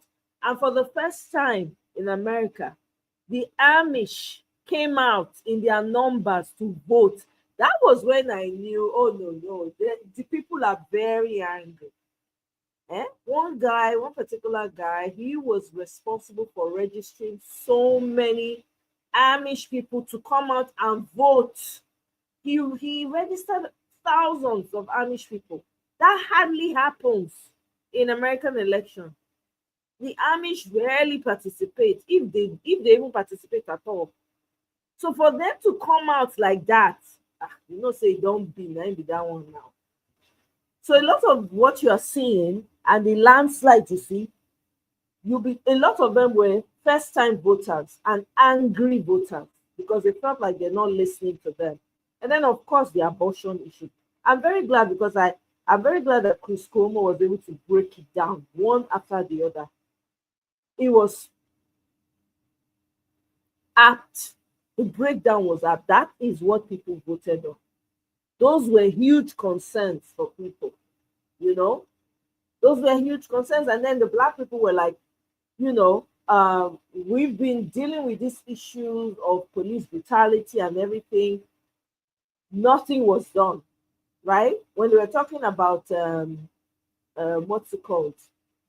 To pay what's the word now that I'm looking for the slavery that was done, to pay some type of compensation or whatever. I can't remember the word now, and I think they brought it up to Harris. They asked her the question. People were not pleased with her response. And also, I remember when the Asian hate, during that time, they were, beating up Asians on the street and everything. Within 2 days, there was a bill to stop Asian hate. But nothing for Black people. And you have a vice president who claimed she was Black, even though we found out now from Candace Owens and the rest of them that indeed that's not the case. So a lot of people were very upset. I know that the LGBT thing was a huge thing for parents. That was huge. I mean, and then the abortion thing was huge for parents, and they didn't like the idea that you don't need to seek their own permission before you discuss certain things with their children. Who would want that? You send your kids to school and they come back with something that you've never heard of before, or if they have concerns, they're feeling conflicted in their minds that, okay, I want to be like, I think I'm a boy, I think I'm a girl. They don't have to tell their parents. That bothered a lot of parents. That really freaked out a lot of parents. And there were people coming home with assignments that were saying they'll be telling you to name the different parts of what's it called? The sexual, not even the biology, sexual parts of parents, yario, they say lie, not on our watch. So those were the things that really decided the election for a lot of people. I know that for a fact, right? Oh, thank you very much. Reparations, thank you. So Black people were very upset. And then Obama came out. Remember when Obama came out and was talking to Black people and saying, so you're not going to vote for Harris because she's a woman, something to that effect. That pissed Black people off. That really pissed them off. Like, why would you say that? Why would you say that? You think Black people are children that you can just talk to? So a lot of people voted out of anger. A lot of people were first-time voters. Take this to the bank. A lot of people came out with anger, like, nah, we're done with this. And the Democratic Party, they were not even paying attention. They were not listening, you know. I don't know whether it was overconfidence. I don't know what to call it, but yeah, that's what it seemed. That's what it seemed. Hey, Kene, how now? Kene, nothing Trump promised first term was done. No wall to repeal and replace Obamacare. Okay, 45 people from his first term left him because he was bad. He admitted that he was bad. To be fair, he did acknowledge that he was bad. He didn't know what he was doing, and that he didn't think he was going to win. Trump said that. He said he didn't think he was going to win. At least he was honest to say that. You know, he didn't know what he was doing at that time. I remember he wasn't listening to a lot of people because he wasn't used to it. He was used to making all the decisions himself. So he was firing people. You are fired. Like what's that his show? What's that? What's the name of that his show again? I can't even remember. Sorry guys. It was a long day for me today, so I'm a bit it's taking me some time, you know. And the war in Gaza too. Exactly. Thank you very much, Gravitas. The war in Gaza was a problem because a lot of Muslims, threw their support behind Trump because of the war in Gaza. That bothered a lot of people. So let's not pretend the issues were right there, and Democrats were not trying. I'm sorry, they were not trying. They were not doing as much as they should, you know, to at least hear the people, feel their pain, you know. At least if you want, even there's certain things you want to discuss, if gas you go take, just like Chris Cuomo said, there is a way you can present it. No, but I think it was I want to say it was overconfident because they were the incumbents, right? They're still the president and the vice president. So they felt that they will win on that. No, it doesn't work like that. People are very angry and people are searching for the truth, and they search for the truth. In the process, they found out a lot of things that were covered up. You know, they turned their backs on the Democrat. Yes, they voted third party in there. Exactly. You understand? I said a lot. Where I went to vote, my polling unit from here. If you see the line, hey, God, I beg you. Everybody on that line was talking about Trump. I kid you not. They were all talking about the issues that were affecting them, that was making them decide more openly, which is very rare for a lot of times when people go to vote. It's a quiet process. Yeah? Exactly. That whole transgender thing was what pissed Elon off, because he lost his son to it. I mean, when I say lost his son, I don't mean unalive. I mean, you know, the son became, you know, so that thing really bothered Elon. So this is something a lot of parents were pissed about. A lot of parents. So, you know, I'm sorry. It is what it is. It is what it is. There's a new. Oh my God! Make way! Mirabelle, where have you been? Oh my goodness, guys, I'm sorry. Mirabelle, my girl, where have you been? Hey, Mirabelle, remember me today, oh, miracle, not the tired Jesus. So, Mirabelle, now you be, is this your eye? Is this your eye and your nose? Mirabelle, you must request mic today. I can't believe it. Oh my goodness. It's so good to read from you, Mirabelle. There have been days I've thought about you. By the time I get to want to send an email, I will forget again. How is my baby doing? Oh, she'll be a big girl now. He or she will be a big girl. I'm not sure anymore. My people, more than all best. So Mirabelle, now my village sister with this. So now all of us start village meeting together. Don't know how that will work out for them though, since Trump is even bigger Israel supporter than well, we'll see exactly. Well, that's left to be seen, right? That's left to be seen, Gravitas. So I don't know. Thank you very much, Chido. I think are you a new subscriber, Chido? Welcome. I've never read your comment before. Maybe you are, maybe you're not, but welcome. Thank you for stopping by. The Apprentice. Thank you so much. Yeah, that was his celebrity show then. So that was the attitude he had. Well, let's see. I know say you the best, Kenny. No worry, no best, not crying, eh? It's okay. Sid, welcome, my brother. Well done. Kenny is Kenny, crying. sorry, we are not. We have some cups to pick up democratic tears. So now we will pass tissue to you. Let The truth somebody is that the nearby truth is that that Kenny pass tissue. the Democrats and Kamala Harris and Biden, they are fired. They are fired because they were living in a bubble. They were living in a bubble. And that bubble is not where majority of Americans and majority of the world is living. You can't, there are a lot of issues. If you take the issue by issue, people knew where Trump was standing. And people think about Trump as if he's a racist. No, he's actually moderate. Because everything he's talking about is common sense. Common sense. Common sense. Economy is not rocket science. Common sense. Just like we talk about P2B, common sense economy. If you increase production of oil, the prices of the gasoline will drop down. And you will see it. That's why it tells them drill, baby, drill.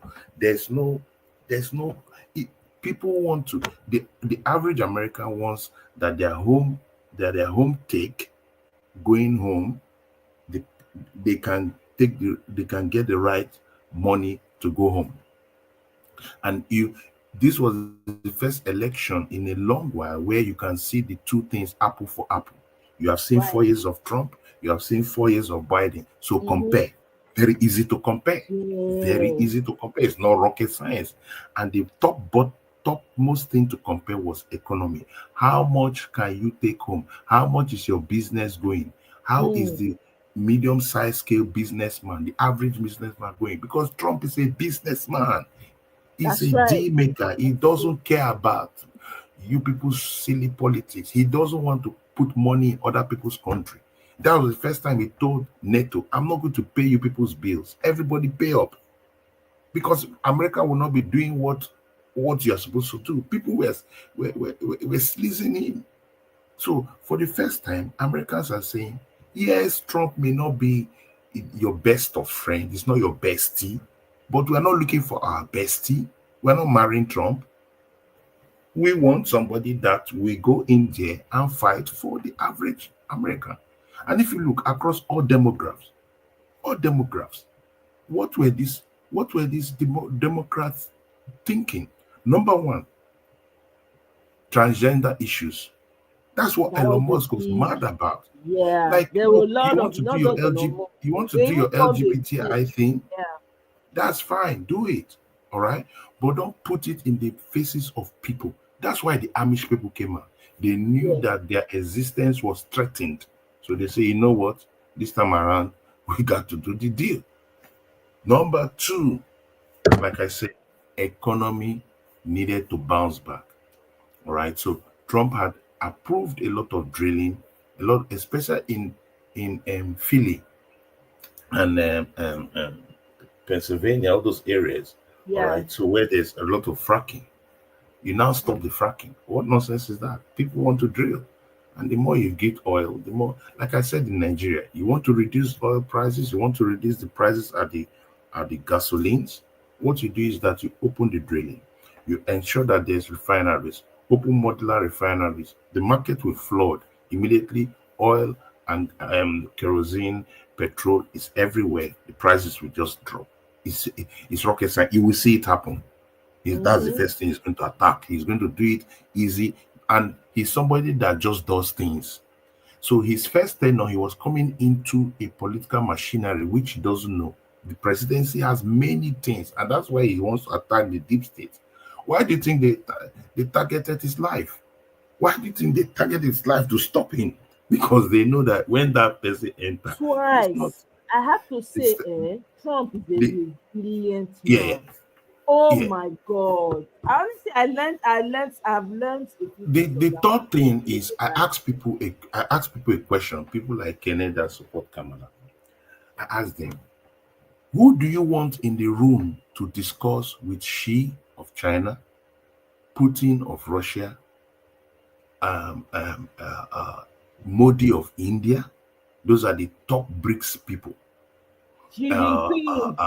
No, not Xi Xi Jinping. Jinping of China and North Korea's North Korean guy. rocket man. You need somebody that when they look at him, they will say, okay, before we make move, this person is also a madman. So we need to talk now. But if they see Kamala, they will roll rings around her. They will roll rings around her. Exactly. It's not a joke. And you know the way Now, she laughs too does not help. I mean, because I this can't happened talk- to the administration of Putin. Few regimes ago, Putin came out as president and put in Medvedev to be president. Medvedev did only one tenure because Medvedev came during the time of Obama. Obama was running rings around the Russian guy. The next election, Putin told him to drop down. Putin came back because he knew that, look, you are eating burger with Obama. You don't know what they're saying. But when I come there, I know what I want for Russian people. So international politics is a different ball game. Number 4, relationship with the Israelis. America has a deep relationship with Israel since 1948. Without America, Israel would not have been granted a nation in 1948 to the United Nations. And after that, they had a 6-day war. And the Israelis won that 6-day war against the Arab nations that want them to die. Death to America, death to Israel. Now, Trump would not have allowed this tacit way of behavior of the Biden administration and even Kamala. Do you realize that the Prime Minister of Israel came into America and Kamala avoided him like he was a plague? Remember that. People that have supported America in many ways technologically. No. You have shot yourself in the foot, especially against the Jews. And that is why she did not pick the guy from Pennsylvania. What's his name? Ben, I think he's a Jew, the Jewish governor. Shapiro. That's why she did not pick Shapiro. Because Shapiro is not the governor of Philadelphia. He's not the governor. No. But you said that's why he did not pick the governor of Philadelphia, right? That's what you said, right? Yeah. I thought it's Shapiro. But no, I was talking about no. There's a YouTube guy called Shapiro. That's a Jewish guy. But there's another Shapiro. Yes. Yeah. He's the 48th governor of Pennsylvania. Yeah. Yeah, Pennsylvania. Yeah, so Josh Shapiro. So that Josh Shapiro, if she has picked him, it would have given her a chance in that battleground state. But because he was Jewish and because her alignment was towards the alignment of the Palestinian group, and people don't understand. They're not saying that the Palestinians should not have a nation, but there should be a coexistence. And when there's a coexistence, you don't come one day and annihilate the people and enter into their kibbutz and bring them down. No, the Jews will not allow that. Nobody will allow that. Then fourthly, Ukraine. The Ukrainian issue is an issue that shouldn't have started. Number one, Ukraine and Russia are ethnically brother and sister. All right? They're ethnically brother and sister. One, Ukraine, on the border of Ukraine has massive uranium deposits and they have nuclear warheads. Now, you want Ukraine to join NATO, that's fine, but do not bring in your camp on the border of Russia. Putin is not going to agree on that. And Trump was not going to propose that kind of thing to Putin because he knows that Putin is not going to agree that. And he will ask himself, will I also agree that if somebody comes and puts a warhead in front of my nation, on the border of my nation? Nobody is going to allow that. So you will see how he will address that Ukraine issue. The issue is going to be dealt with. Sit down, negotiate. Okay, Ukraine, this, calm down. Everybody calm down. Look, Russia, calm down. Take what you have taken. You go back. Everybody peaceful. There's not going to be any NATO thing there. Finish. NATO leadership. Stop that nonsense. That's what is going to happen because Trump is not interested in pumping money for war. He's not interested in that. And we should know that this time around, he wants to leave a legacy. If there's more money in your pocket, if your businesses are, why do you think all those things Democrats are saying, racist, blacks voted him, Hispanics voted him, all sorts of people, even Muslims voted Trump? Are they not seeing that? Fully because they Are they have not seeing that people don't care about those their issues? People I'm don't care telling about those you. issues. Gravitas was saying something, which I want to respond before you go ahead. And it was about the issue of abortion. Now, look at Trump's mind of abortion and look at what Kamala is saying. Nobody is saying that if women don't have issues and they don't have control of their bodies and all that, we want people to have the freedom of control of their bodies. But it must be a balanced thing. It must not be extreme. That's extreme madness. That, okay, kids can be killed at 9 months old, you don't care. No, there must be balance. There must be balance. It's common sense. Common sense balancing. And so they hype this thing. And the problem is that their mainstream media, the MSBNC, all those kind of people, CNN, I don't know the bubble they were living in. I'm telling you.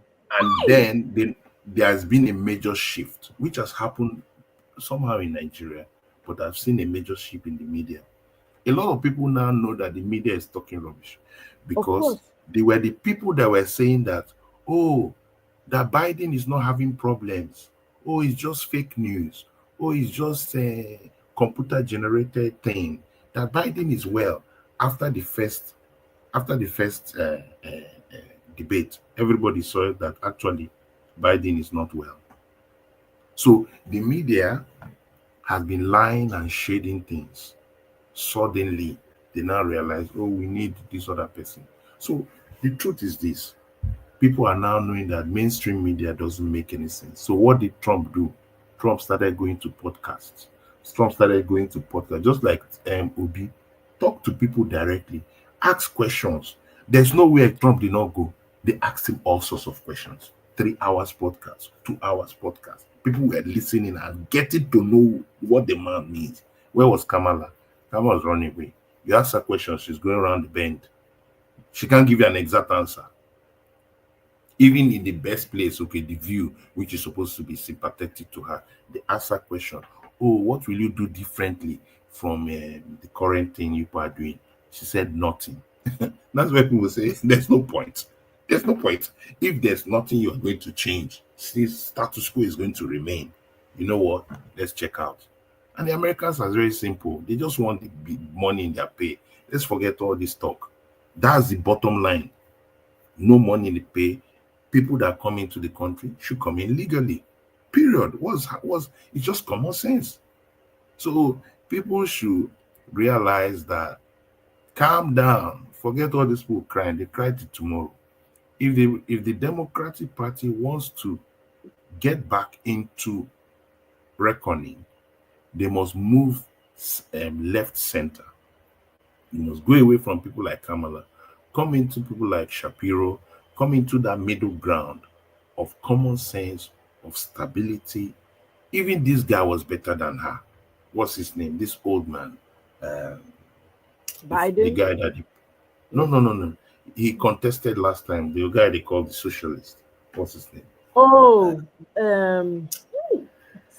the guy from Vermont. He's from Vermont. Very strong voice. What's his name? I just forgot his name now.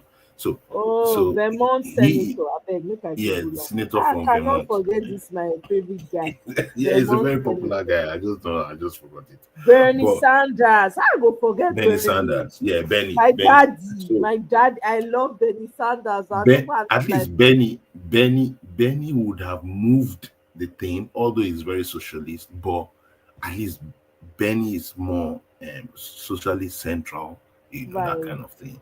But that's what the Republican Party must get away from. This high. Stop saying that. Oh, imagine somebody in their camp, come out Cuban and say that, oh, the women around Trump are not educated. What kind of nonsense? I know that was so unnecessary. Obama did Obama attacked the black men, and black men say, no, no, you don't talk to us like that. Our businesses matter to us more than you. You gotta talk to white women. That white women are not intelligent. I mean, let's stop all this rubbish. They were living in a bubble, and thank God that bubble has been busted, and they have seen that. I came here. I'm waiting for my Oga. I'm waiting for him. I remember him very well. I told him this will be a landslide. He said, "No, Kamala, I'm waiting for him to come on stage. I'm waiting for him. He won't come up now. He won't come out. I told him this election will be over very fast because what is on the ground is very clear. It's like black and white. No chance. Let me allow my brother to talk. Kene, calm down, yeah? We are together. We are still obedience. Don't worry. We are together. You know, there's been a space going on Twitter for the past 2 days now that obedience for Trump, they are stupid. Now, so that's the name of the space. It's still ongoing. They are insulting the hell out of everybody that's over there. I said, Sabi, you guys will be all right. And They should then, calm down. They should calm down. I know. Remember, there was I think they said somebody approached her when she was doing one of her rallies, and they said whether Mary, Jesus is something, and she said, "Don't bring your Jesus." I don't forget that one too. Aggravated. Yeah. That annoyed people now. She said that they're not supposed to be in this camp or something, that they can go to the other side. What they are doing is to annoy evangelicals, annoy Amish, annoy a lot of people. So I think she just played the game because she was living in their bubble, their missionary bubble, which does not make sense. So so I think it's something that they should go and reflect and think about it and see that. Just like Chris Cuomo said, it's a time for them to go and sit down and go and reevaluate. Most of those things that they were doing, those were the real issues and concerns for people, and they were not backing down on it. And they themselves were not even helping themselves to the way they were presenting those issues. Can they stop crying now? Can they stop crying? Go and wipe your tears. Kemi, don't worry. The most important thing is for everybody to get some green sand shandy on me. Green sand shandy on me, Kemi. Go and make And my final take on Kamala is the issue between America and Africa, especially in West Africa. Kamala came to Ghana. She came to Ghana and started insisting that they must implement LGBTI in Ghana. Yes, that was another thing. So the agenda, and then if you don't do that, they don't give you anything. They don't give you any support, any finance. And Obama did the same. So people, we should, if I put it on every metric, all right, there was no metric. Trump does not care about our country. He feels our countries are not correct countries. So what he does is do whatever, but he will be reasonable. So let me allow other people. Yeah. Mr. Obiboys, I don't know what happened. I don't know if it was your network that kicked you out. Please come back. We'd like to hear your thoughts on this as well. Thank you. Sorry I didn't get back. I didn't come to you on time. I know you're at work usually when you call in at this time. So please, when you get time, call us back. We need to hear from you. You're coming, Kene, you say you're coming down. Yeah. Kene wants sick. Hey, you just say we no go pray for Kene. Kene say I'm going to come down. He's saying they eat ice block like pregnant woman. Kene, sorry, drink green sand shandy. You'll be all right. Ify, welcome. Omo baby, good How evening. you doing now? Good evening. Good to have you. How are you, my sister? I did. Thank God. How your side? I can't complain. God is good. Yes. My sister, how you see him now? How you see the level? They see they cry. You see Kene now for my comment section, they cry. If you see that the whole space, endless space, say on top fake Trump name. Say some of us Nigerians voted for Trump. If they pain them, they are holding endless spaces. I mean, there are real issues that people were concerned about. that these people were not addressing. What do you want them to do? Yeah? Kenny, you say Trump will have a woman chief of staff. First time. Oh, wow. Do we know who the woman is? Yeah, Do we know somebody, Susie. I think he was her campaign manager, who? somebody that was Let me heavily involved Google. in his campaign. Eh, chief of staff. Did he just make that statement? Mm-hmm. He already Oh, announced. Mm-hmm. okay. Let me see. Let me check her out. Susie Wiles. Okay. I don't know her. Probably go and need to read up on her. Yeah, I don't know her that much. Okay. That's interesting. Not too many people cared about personality. Not at all. Nobody cared about personality, character, race. Isn't that interesting? Nobody. They just, the issues. That's what got people. They just believe the president-elect will get to work and get things done. Yes. And most people don't necessarily like him. I personally don't like him as a person.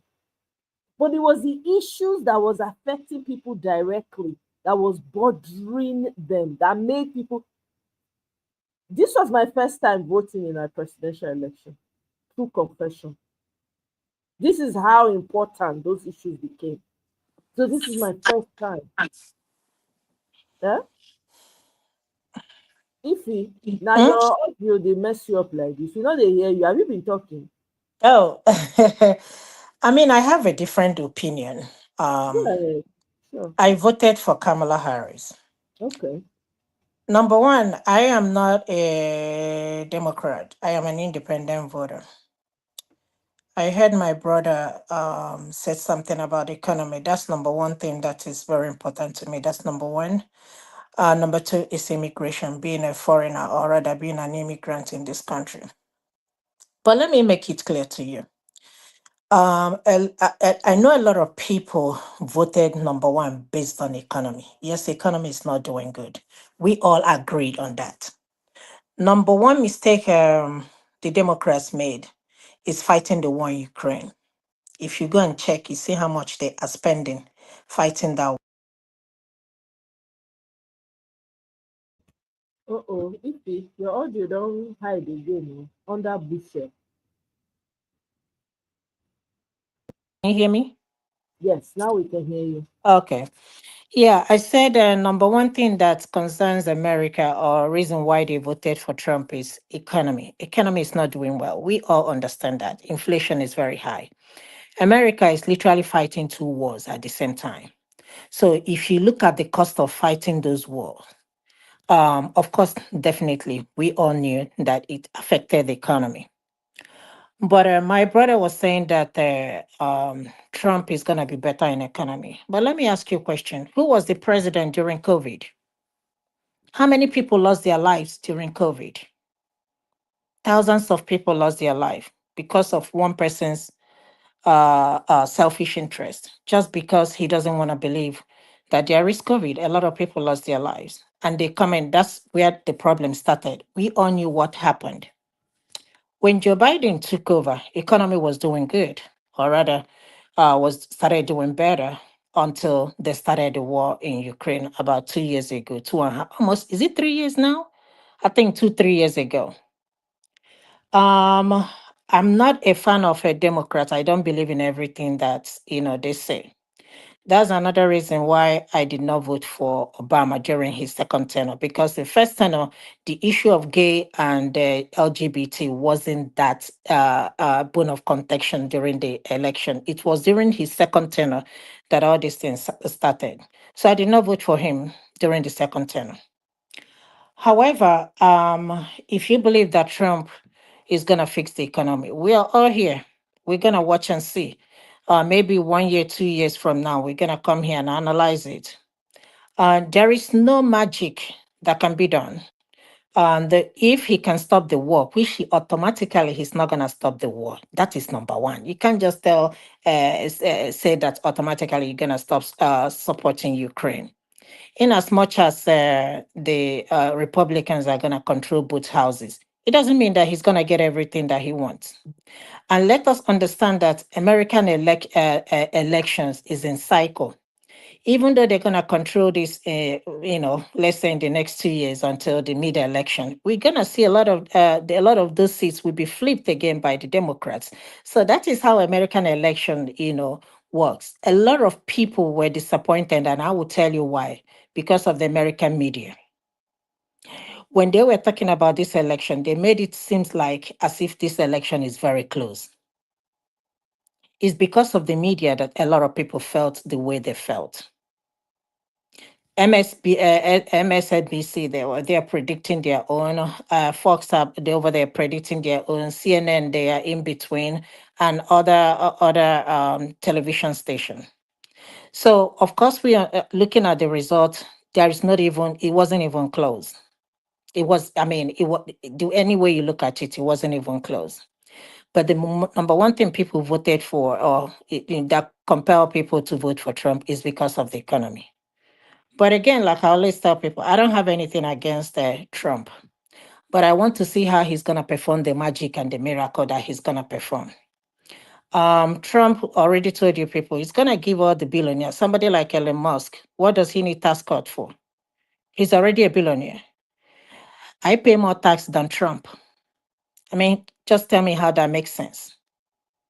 Okay? Trump only concerns about his interest and interest of his people. So when people praise Trump, make him look like a saint, I'm like, okay, we are here. We're not going anywhere. 4 years was just 8 years ago. It wasn't that far when he took when he was the president. I don't think there is any magic that he did. There is nothing I can tell you now that he did. He told you people that he's going to build a wall and that Mexico is going to pay for it. Did they pay for it? No, they did not. So, it's okay for, somebody to promise you everything that they're going to do. Yes, we will sit down and listen. But how many of those things are done when they get into office? It is easier said than done. So the only place I am more concerned is number one, economy. Number two, when it comes to immigration. Any other stuff, when you're talking about oil, you can't just drill oil anywhere you see. It doesn't work like that. But like my brother said, we will all be here and watch and see that miracle that will happen. Fuel is even coming down already. We all see that in the gas. Today I bought fuel and I'm like, okay, I think that's the cheapest I've seen that in years. Okay, so this idea Trump is gonna do this, Trump is gonna do that. Trump already told you people day one, massive deportation. How are you gonna deport people? You're gonna go to their houses and bring them and start sending them out, sending them where? How many people were deported during Trump first tenure? Easier said than done. So they're gonna accuse Democrats. Oh, they opened the border, and a lot of illegal immigrants came here. I'm bringing drugs in our country. There has always been drug in this country. There are more drugs in this country than the ones that come from outside country to America. When you guys talk about LGBT community, look, it has been here even way before they started talking about it. The only thing you're gonna say is that Democrats now made it so common that they have their rights and this marriage. Am I a fan? No. I work in a healthcare. You don't even understand mentally what we go through. Whenever you get a patient that is a trans, it's so confusing because they will want to their real name is this, but they want to be called that. How can you remember all that stuff? So whether Trump or president or not, gay and the LGBT is still going to be a problem in this country. They have Republicans that are LGBT. They have a senator. I'm not calling the name. That's rumored to be, to be gay. For a lot of, if you know who I'm talking about, you know.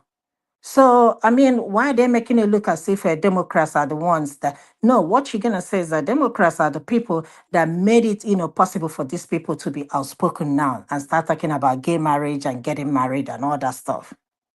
You're talking about abortion. Let's be clear.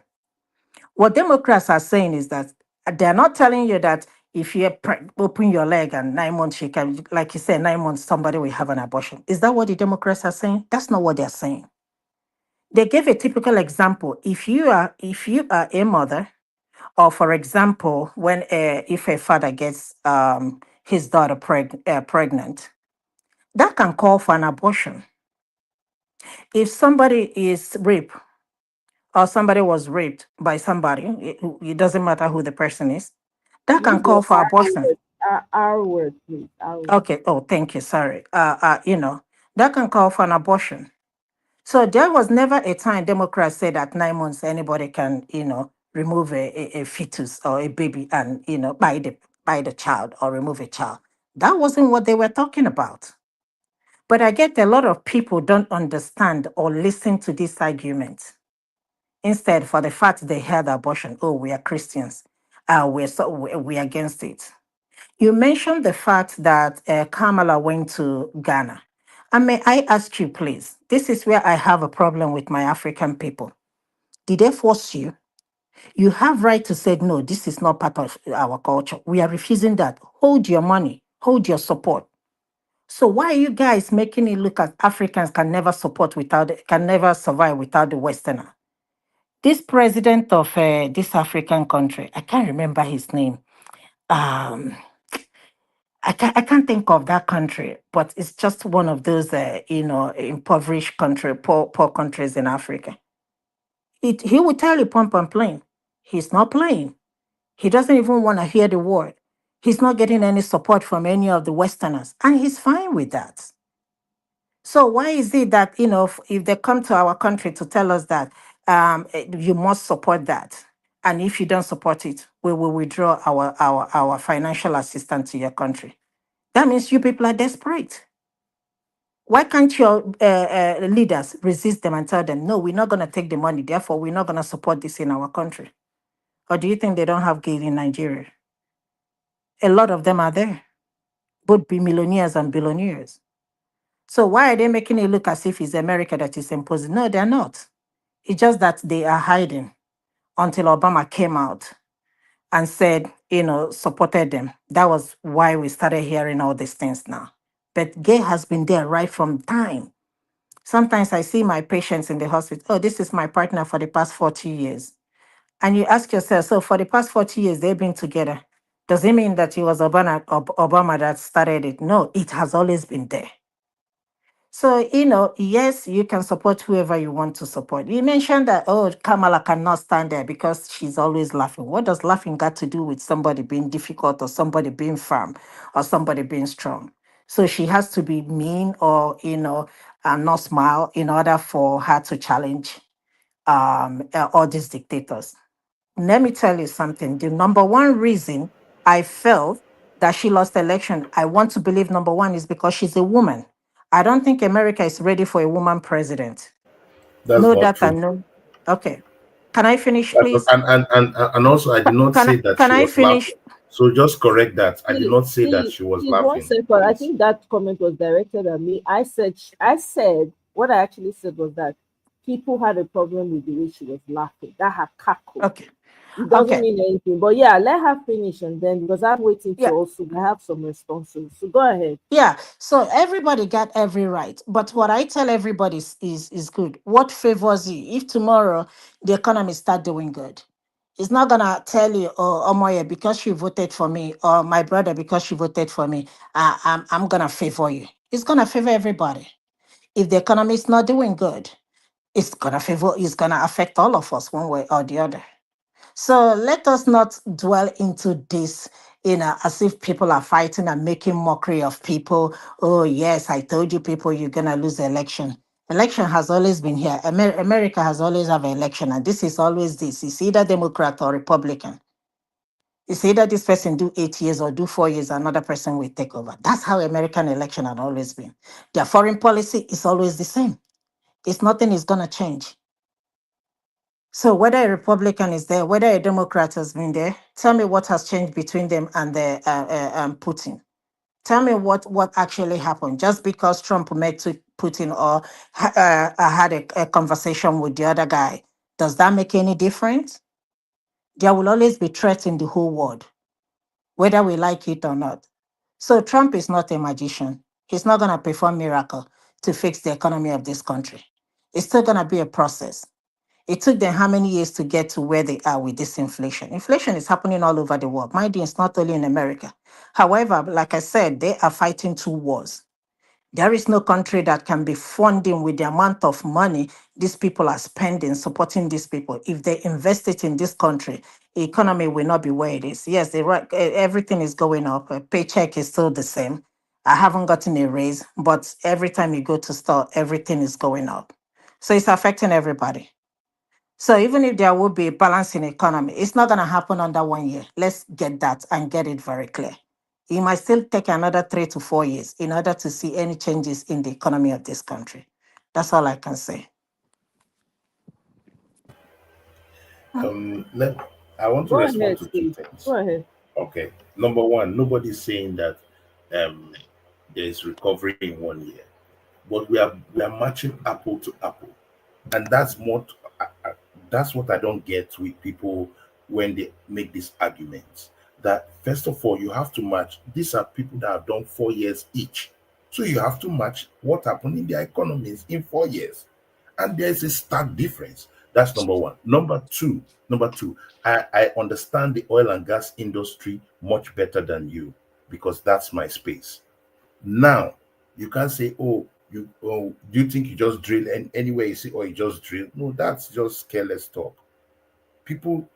When we do oil and gas across the globe, there are oil and gas hubs. Nigeria is the Niger Delta. In Australia, they call it the Northwest Shelf. In America, you have the Gulf of Mexico and other internal offshore and onshore areas where you can drill, and geologists will get to it and do it. Now, some oil and gas reserves are in what we call tight gas reservoirs. And those tight gas reservoirs, most of the times to break through it is through hydraulic fracturing. Now, America has a lot of reservoirs.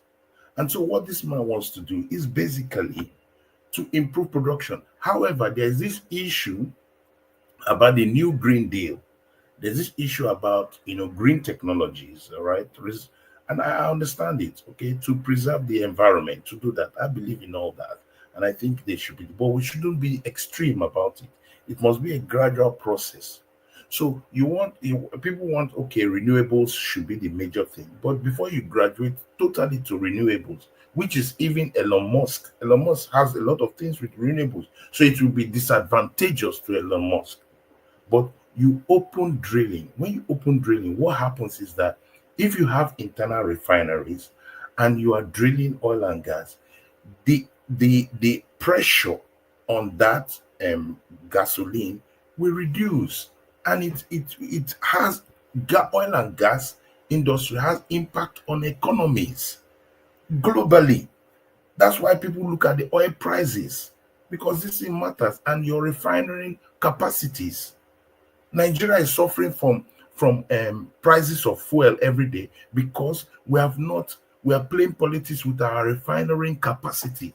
We have 4 refineries in Nigeria that don't work. If those refineries work and you have modular refineries like in the US, you improve production, there will be more things. There are low-hanging fruits that the man can affect and start working on it. And trade deals that can begin to create impact. We're not saying it's going to happen in a minute, but at least you know that he's going to think of it in a mindset of a businessman. Why do we always compare somebody like Tinubu and somebody like Peter Obi? Peter Obi is a businessman. He's done business from the grassroots, so he will know how to walk through the taxation system. One of the things that hinder businesses is the amount of bottleneck tax that hinder people from creating multiple businesses and employing more people. So naturally, globally, in every country, you have conservative governments, whether in most countries, that say, okay, you know what, if we reduce the taxation on businesses, there's a possibility it has effect on how many people that can have more jobs, create more businesses, employ more people. Now, I also think that yes, you can also do that, but you also think of the welfare. There should be things that will cushion welfare for people so that the impact of things like groceries and all that will not overwhelm the people. I take your turn on different things, but let's not think that okay, oh, we told you. Yes, we said it. Sometimes you have to accept that this is a definitive win for a man that was prosecuted like never before. There's no president in history across America that has not been persecuted as this man has from his first tenure. So sometimes when the thing becomes too much, people will say, for crying out loud, what's this all about Trump every day? Can't you allow the man? Do you know that if there was nothing talked about that man, I don't think he would have even survived the primaries? It's because every day you are calling him names. He gathers his people in Madison Square Garden. You call all those people Nazis. You call all those people fascists. How can you do that? So people are beginning to say, no, we need to be more sensible.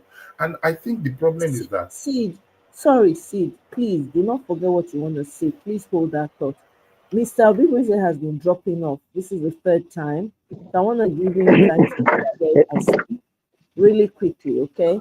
So please, not verse, my brother. Mr. Bigweze, welcome. Good evening, sir.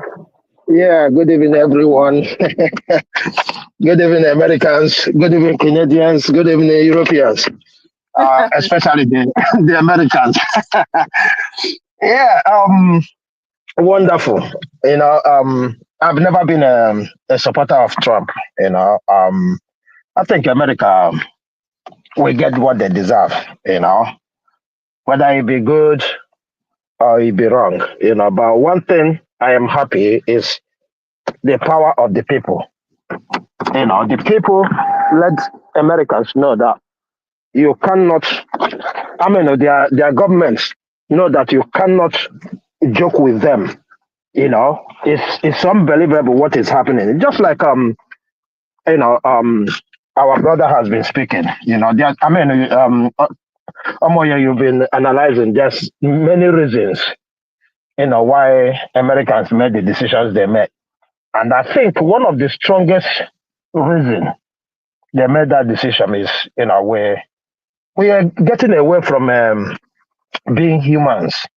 When I see somebody saying my child wants to be identified as a cat, and we are discussing that, it shows that we are getting out of hand with this, liberals and freedom. Do you know that in the UK, I heard the NHS is come up with a program whereby if you have a child, rather than write male or female, they will write that child has been assigned male or female. And when I listen to that, I don't know how to take it. Assigned by who? Who gave you the power? Who gave you the power to choose the sex of a child? That word assigned by who? I think that is the strongest point that Americans say, no, we cannot continue to allow this. Whereby you have a child and within 3 years, you cannot even have parental rights of that child. A child that is 3 years. And yet the law will mandate you to do your own part for that child. That's crazy. You see, when they go around shouting racist and all this, Muslims or whatever reason they've been shouting, you see, they don't understand those immigrants. They have their own ways of life. Those things that they see important are stronger than anything you're gonna tell them about anybody, doing racism against them.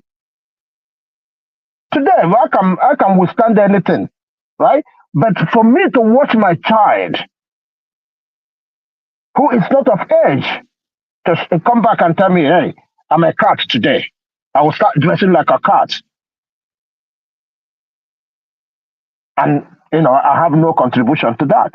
I have no reason to say no. You can't do that until you are free. You feed yourself, then you can do that. I mean, that is unbelievable, and that is why I think, me personally, the way Trump run his things, he is a good businessman. He can boom the economy. He can do most things. But I tell you, most people will be crying too. Most people will be crying from one end, from one corner or the other. It's the thing that is with every human being, every leader. You cannot suit everybody. But I tell you, when I listen to Trump say something or talk, he's gonna put his friends in so many areas. This corruption is telling you he's gonna fight. He's gonna use his friends. And we know what it will be. All those things he mentioned, we're gonna change this, change that. Well, let them work on to Nigerian system of governance. Because the Democrats, the worst thing they did that they didn't even give people option. It is what it is. It's like when they voted out Labour in this country in 2015. I mean, 2010, that one wasn't, really voting them out. People thought about, balancing the power, because you cannot just grab the power and give it to these people. They will misuse it. It's human. When you give a man absolute power, there's no two ways, whether it's a cent or whatever, they must misuse it. I'm not saying they may. It's a must. Because when you look left, nothing is going to happen. You look right, nothing is going to happen if you do this. So, in a American election, I enjoyed it. I seriously enjoyed it. What I didn't enjoy is, giving them both houses, because there's no checks and balance. But for voting these people out, I enjoyed it seriously. And I hope the rest of the world are seeing. Let's hope that Trump can do wonders, especially in terms of all these wars, because the reason why you and I are suffering more now is because of these wars. There's no two ways about it. There's a lot of suffering. We can't deny that. We can't deny it. This war, especially the Ukrainian war, there's a lot he has done. So we hope Trump can bring his magic finger to bring peace, whether through bully or anyhow he wants to bring it. Let there be peace so that people will do their normal things. I want to talk about Nigeria. I listened to that tape you played, where the two different people are talking about even the American election, how it's going to affect Nigeria, and I think the last man who spoke, I don't think he understands what he's talking about. I don't think he understands. These people, they have no idea for you. If he's hoping for Trump to look at the direction of Nigeria, he's making a mistake. There's no two ways. Trump has been president before. What did he do for Nigeria? Did he not know what is happening? He just make a statement, Buhari is sleeping or whatever. I don't know. I don't even know what he talks about Buhari, or he's killing Christians. That's not a statement. But it was true. Yeah? And what did he do about it? He doesn't need to do anything about it. Just like what Ify said, if it is for the African leaders to get their acts together. You don't expect Trump to come and do your. No. Maybe you're misunderstanding me. You're misunderstanding me. I'm saying from the perspective of people who are hoping that Trump will come and do something. I'm just telling them there's nothing he can do because we've seen it before. He just stands somewhere and say whatever he likes, and that's it. No, see, because Trump. And I'll tell you one thing. Yeah, go ahead. I'll tell you one thing, yeah? You see Nigeria. Nigeria is a very funny country, right? Most Nigerians will tell you we know our rights, right? When you say this, I can bet you sit down, right? Trump said this again. You see Bayo Ononuga sit down wherever he is and say, oh, we're a sovereign state. We can do what we want. You can't do anything. I'm telling you. Trump does not.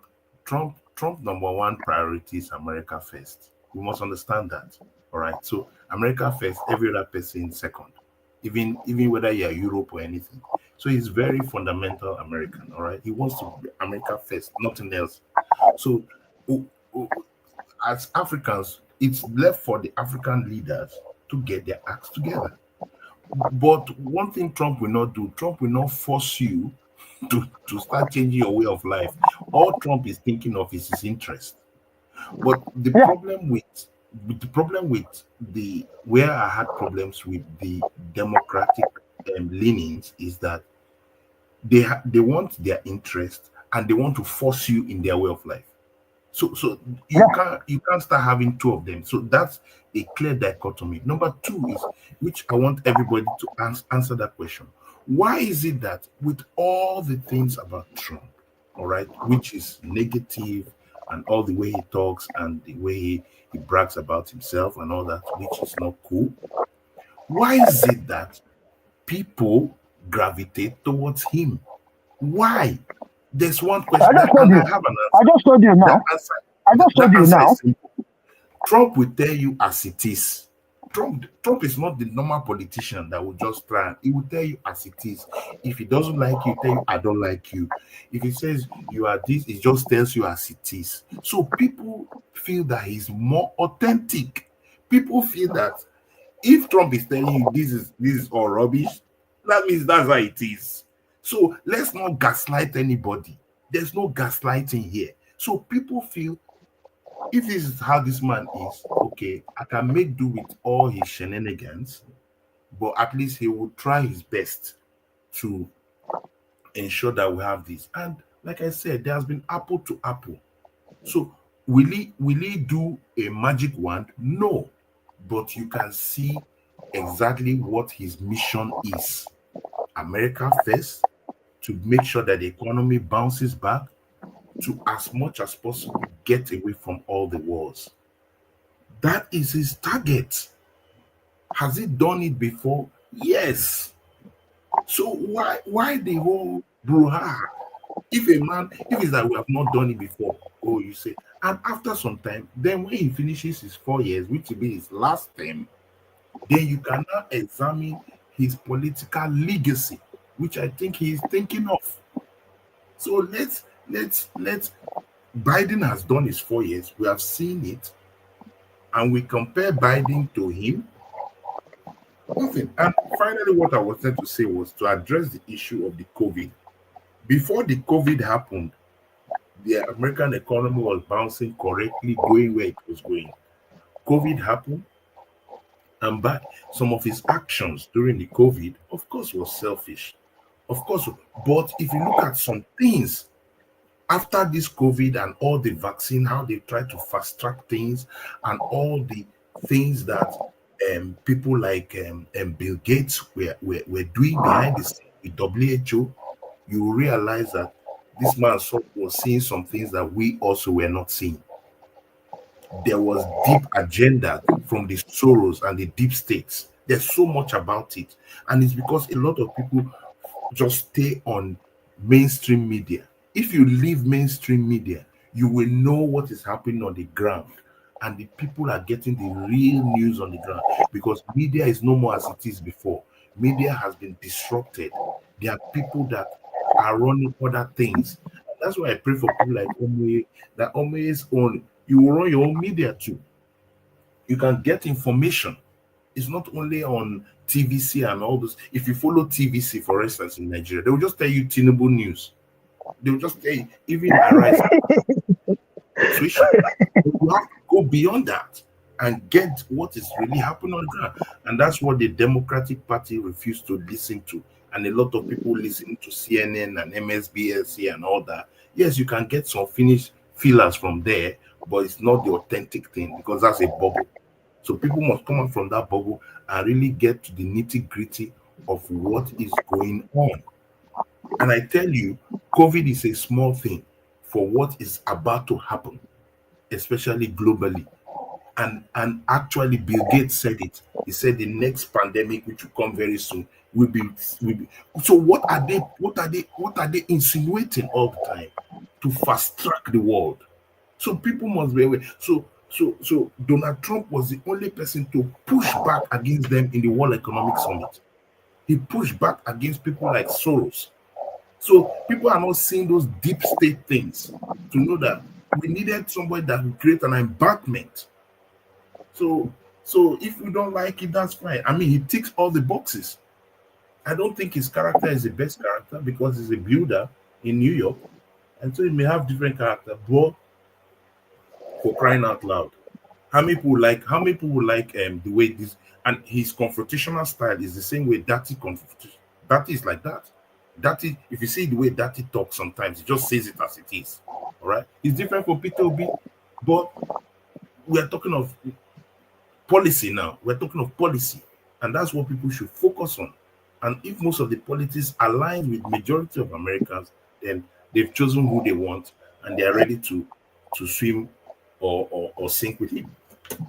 Yeah, that's why I told them good luck, because they really don't have a better choice, They really don't have a better choice to choose from, So they choose, like the popular say, it's better you deal with the devil than the angel you don't know, So I get it from them, and that's why I'm telling everybody who is an African or whatever, to listen. None of these people, whether Democrats, whether Republican, cares about you. None. Listening to the tape Omoye played earlier, I can hear that man say it, and I've been saying it for years. Today we are using biometric passport. Why? Because the powers that be wants it to be so. Today we're in cahoots with them on a financial crime because they say so. But when you bring money here, especially when they look at you, they know you are nobody, right? You bring money here, or you okay? As I'm living now here, if I take 5,000, just 1p over that 5,000 and go and pay it in the bank, I will answer a lot of questions and show them some proofs that will make police not knock on my door. That's a fact. Yeah, because they will take the money. Like what Omoye played yesterday, all right, when Peter B was talking about, his discussion with a professor of economics while he was doing his program, and says, you don't love your country because you don't value your currency. So the problem is that Nigerian leaders and African leaders do not value their people, do not value their currency, do not value their place. If they really truly loved their country, they will not mortgage the country. All right. So you don't expect somebody outside to love. You don't expect somebody outside to love your family more than yourself. No, what I'm trying to say is about the hypocrisy. Yeah. It's about the hypocrisy. Okay? Because the hypocrisy of Nigeria. you see, as a Nigerian now, right? As a Nigerian now, If I send money to Nigeria today, right? You see the bank is calling, asking, how did you get this and all kind of questions, right? Meanwhile, if our politicians bring money down here, nobody asks them question. Because it's not in their it's in their best interest that money is circulating in their own economy, and that's what we are not thinking. It's in their best interest for you to bring in No, all your millions I here. know where you're coming from, but I am just telling people, right? Yeah. I agree with To you. know that there is hypocrisy, because if you cannot check that, don't involve them. Let them bring it. There's no need. There's no need at all for. So what I disagree slightly with is that, okay, you now want to borrow more money from them. Your leaders go there, so they want to borrow more money from you and all that, and they say, look, we need you to do this kind of financial things. We need you to do this kind of financial things. Now, is it not normal that you as an African leader should think of how to deal with corruption in your country so that you improve your bargaining power? Because African leaders have not taken it upon themselves to be prudent, to look at their economies, to look at their institutions, and to ensure that if we have the right institutions, then corruption is limited. If you lock up all the oils and make sure that nobody steals oil in this country, like what Peter Obi said, you don't steal oil in a supermarket. You steal oil with a ship and a barge that comes in, that the navies are aware of, and all. Are they not in control of our waters? So when he said that, then they started shaking to try and do something and do some contracts with Tompolo. But this is if a government actually does what they need to do, Nigeria has no business borrowing money. Nigeria has no business, and immediately you do that, you become a player in the big table. When you go to meet America, they will respect you because you know what, you solve corruption. You don't need to borrow from them. You're building your own economy, and then you can stand in the community of nations and say, "This is how you want to operate." But they know that they try to destabilize our countries by giving us stooges, that giving us ineffective leaders that have no leverage on them, and they'll say, look, this is what we want you to do. For instance, the person that's current president of our nation, all right, he needs recognition. He needs people to recognize him. So what does he do? He plays to the ball. They say, okay, want to put a facility, want to put a military zone in Nigeria. He says, okay, yeah. I agree. So I can get some more money and buy more jets. So that's the problem. They want us to have irrelevant elections, irrelevant leaders. So my own take from this American election, good. Thank God for the American election. It has gone the way it has gone. So whatever happens, the American people will work towards it. What happens in our own country? What happens in Nigeria? How can we ensure that this, the irony of it was yesterday throughout this American election, that's when Mahmoud came out. He saw that the interest now, the focus is on America. Mahmoud now came out and started showing us pictures of himself in Ondo State doing mock elections. And I started laughing. I said, what kind of nonsense is this? He came out so that people will not see him. On social media, they were posting, oh, he's looking at the elections, that INEC is trusting that Beavers is going to do great. I was like, what kind of funny country is that? Like, seriously? This is why every election and you have failed woefully. And the problem is that the Nigerian people will keep quiet and allow the same nonsense to happen. But at least in American election, incumbents can lose. It's very clear. Somebody can win, somebody can lose. You can be president today, tomorrow the Democrats can win if they have the right candidate that can sell their message to the American people. So people should not say, oh, and that's what annoyed me finally with the Democrats. Oh, it's the bad day in the world. It's not a bad day in the world. We've woken up this morning, we're moving on, people are moving on. It's not a bad day. Oh, the Yeah, end of democracy. it's a very good day. It's a very good day for Americans, you know. So to hell with the rest of the world. To hell with the rest of the world. Hyping rubbish hype. There's nothing happening. He will do his 4 years. After his 4 years, another leader will come, whether it's democratic, whether it's an independent, not likely. But a new leader will come after 4 years, and democracy will still continue to thrive. So they should not. That's what's annoying people. Don't tell us all these fake stories. Just accept the fact that a lot of voices wanted this. Finish. Yeah, that's the only issue. Yeah, the only issue I have with Nigerians who are supporting Trump. I don't mean Nigerians who live in United States, because if you live there, it's your life. There's something that is going to affect you. All right. So it's your right to say, hey, I want this person or that person, because it's affecting you direct. But the one I don't understand, even they went as far as playing music for Trump, is those who living in Nigeria. And today, you know, like that man I listened last, I was so angry when I was listening to him. You know, because this person saw what happened in Nigeria, the type of election we did and everything, right? He knew what was going on, that this same America, whether Democrat or Republican, they have been making our country.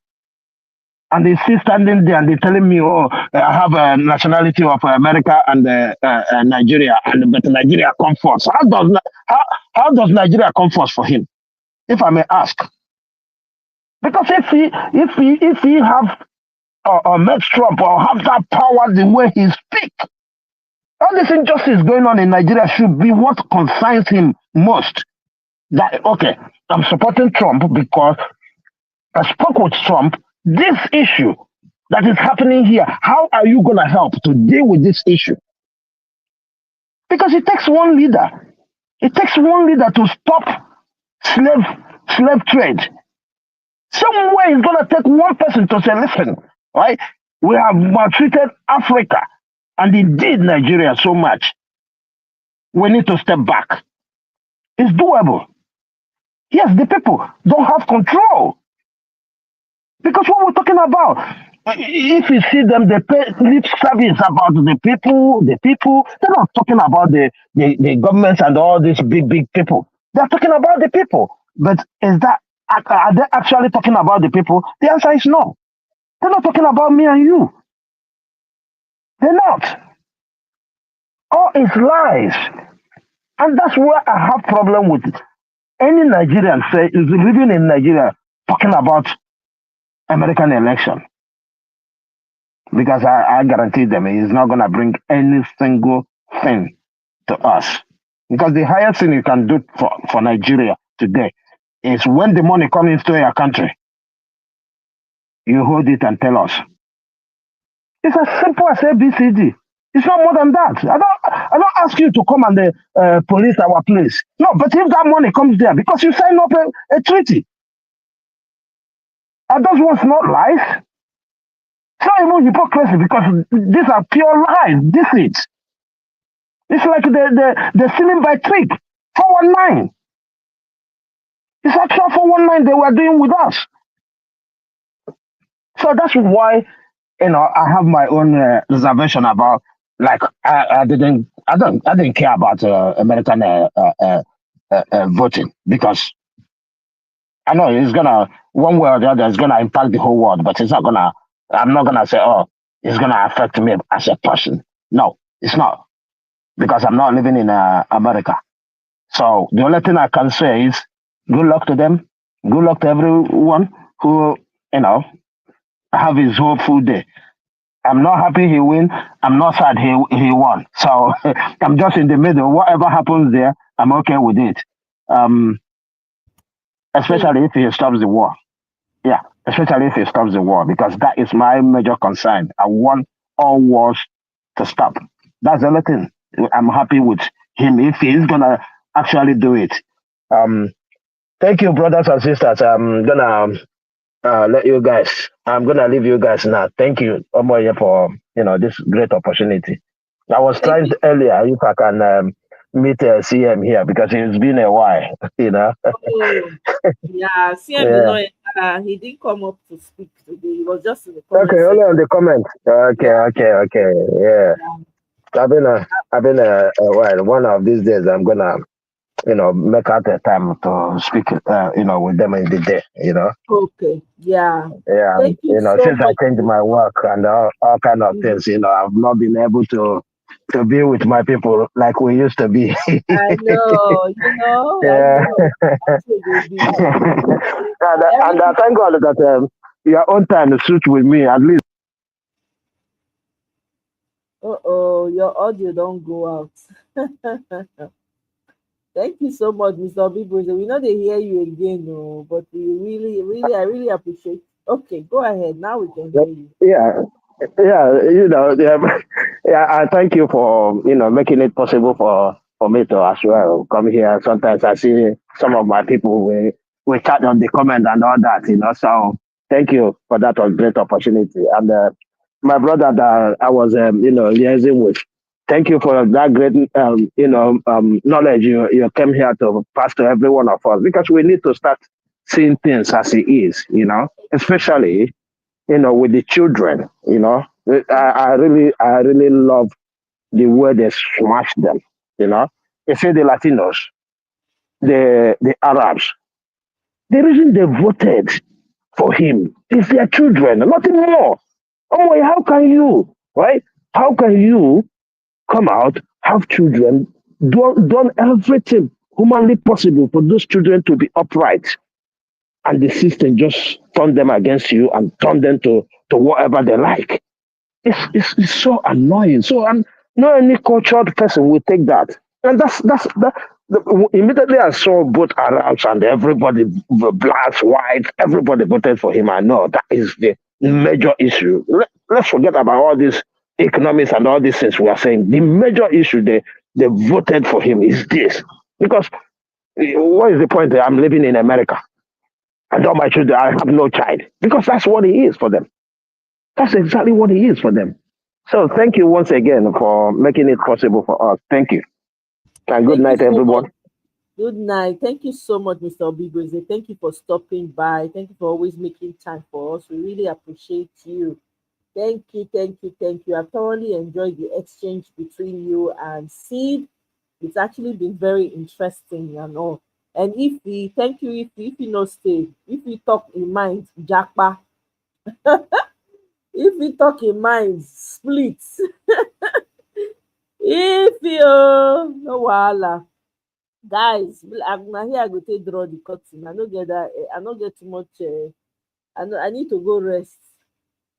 So I said, make we come discuss this matter. Everybody get reason why they vote for who they vote for, right? No be fight, no be quarrel.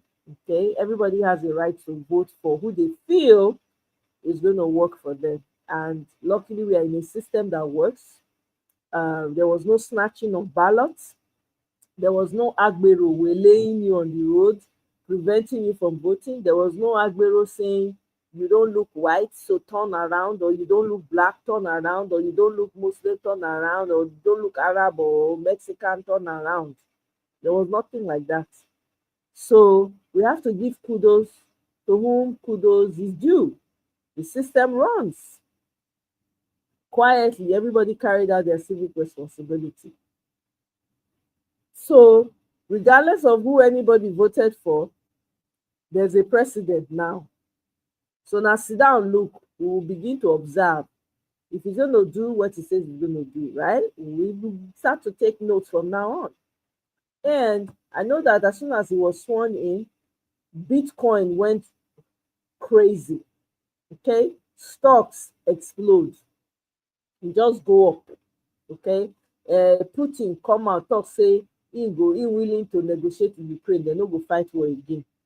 Iran say they go stop their whatever. Everybody just behave themselves. I don't know. For me, I think that's a good thing. Okay, so we'll see what happens. Hey, we'll still come here and talk about it anyhow. You know, say now global politics now we dey discuss. Wetin concern them, concern us, because whether we like them or not, one way or the other, it dey affect us. So, time will tell what's going to happen. Lily, thank you. Nice seeing you. Such a long time. So nice to have you. So Mirabelle, my darling, Mirabelle, you don't tell. I really appreciate you for stopping by. It was really nice reading from you again and hearing from you and hearing your take on this matter. Thank you so much, guys. I really appreciate. Tony South, thank you very much, sir. Thank you for stopping by. I appreciate you all. I'll see you guys on my next one. Have a great rest of the evening. Bye.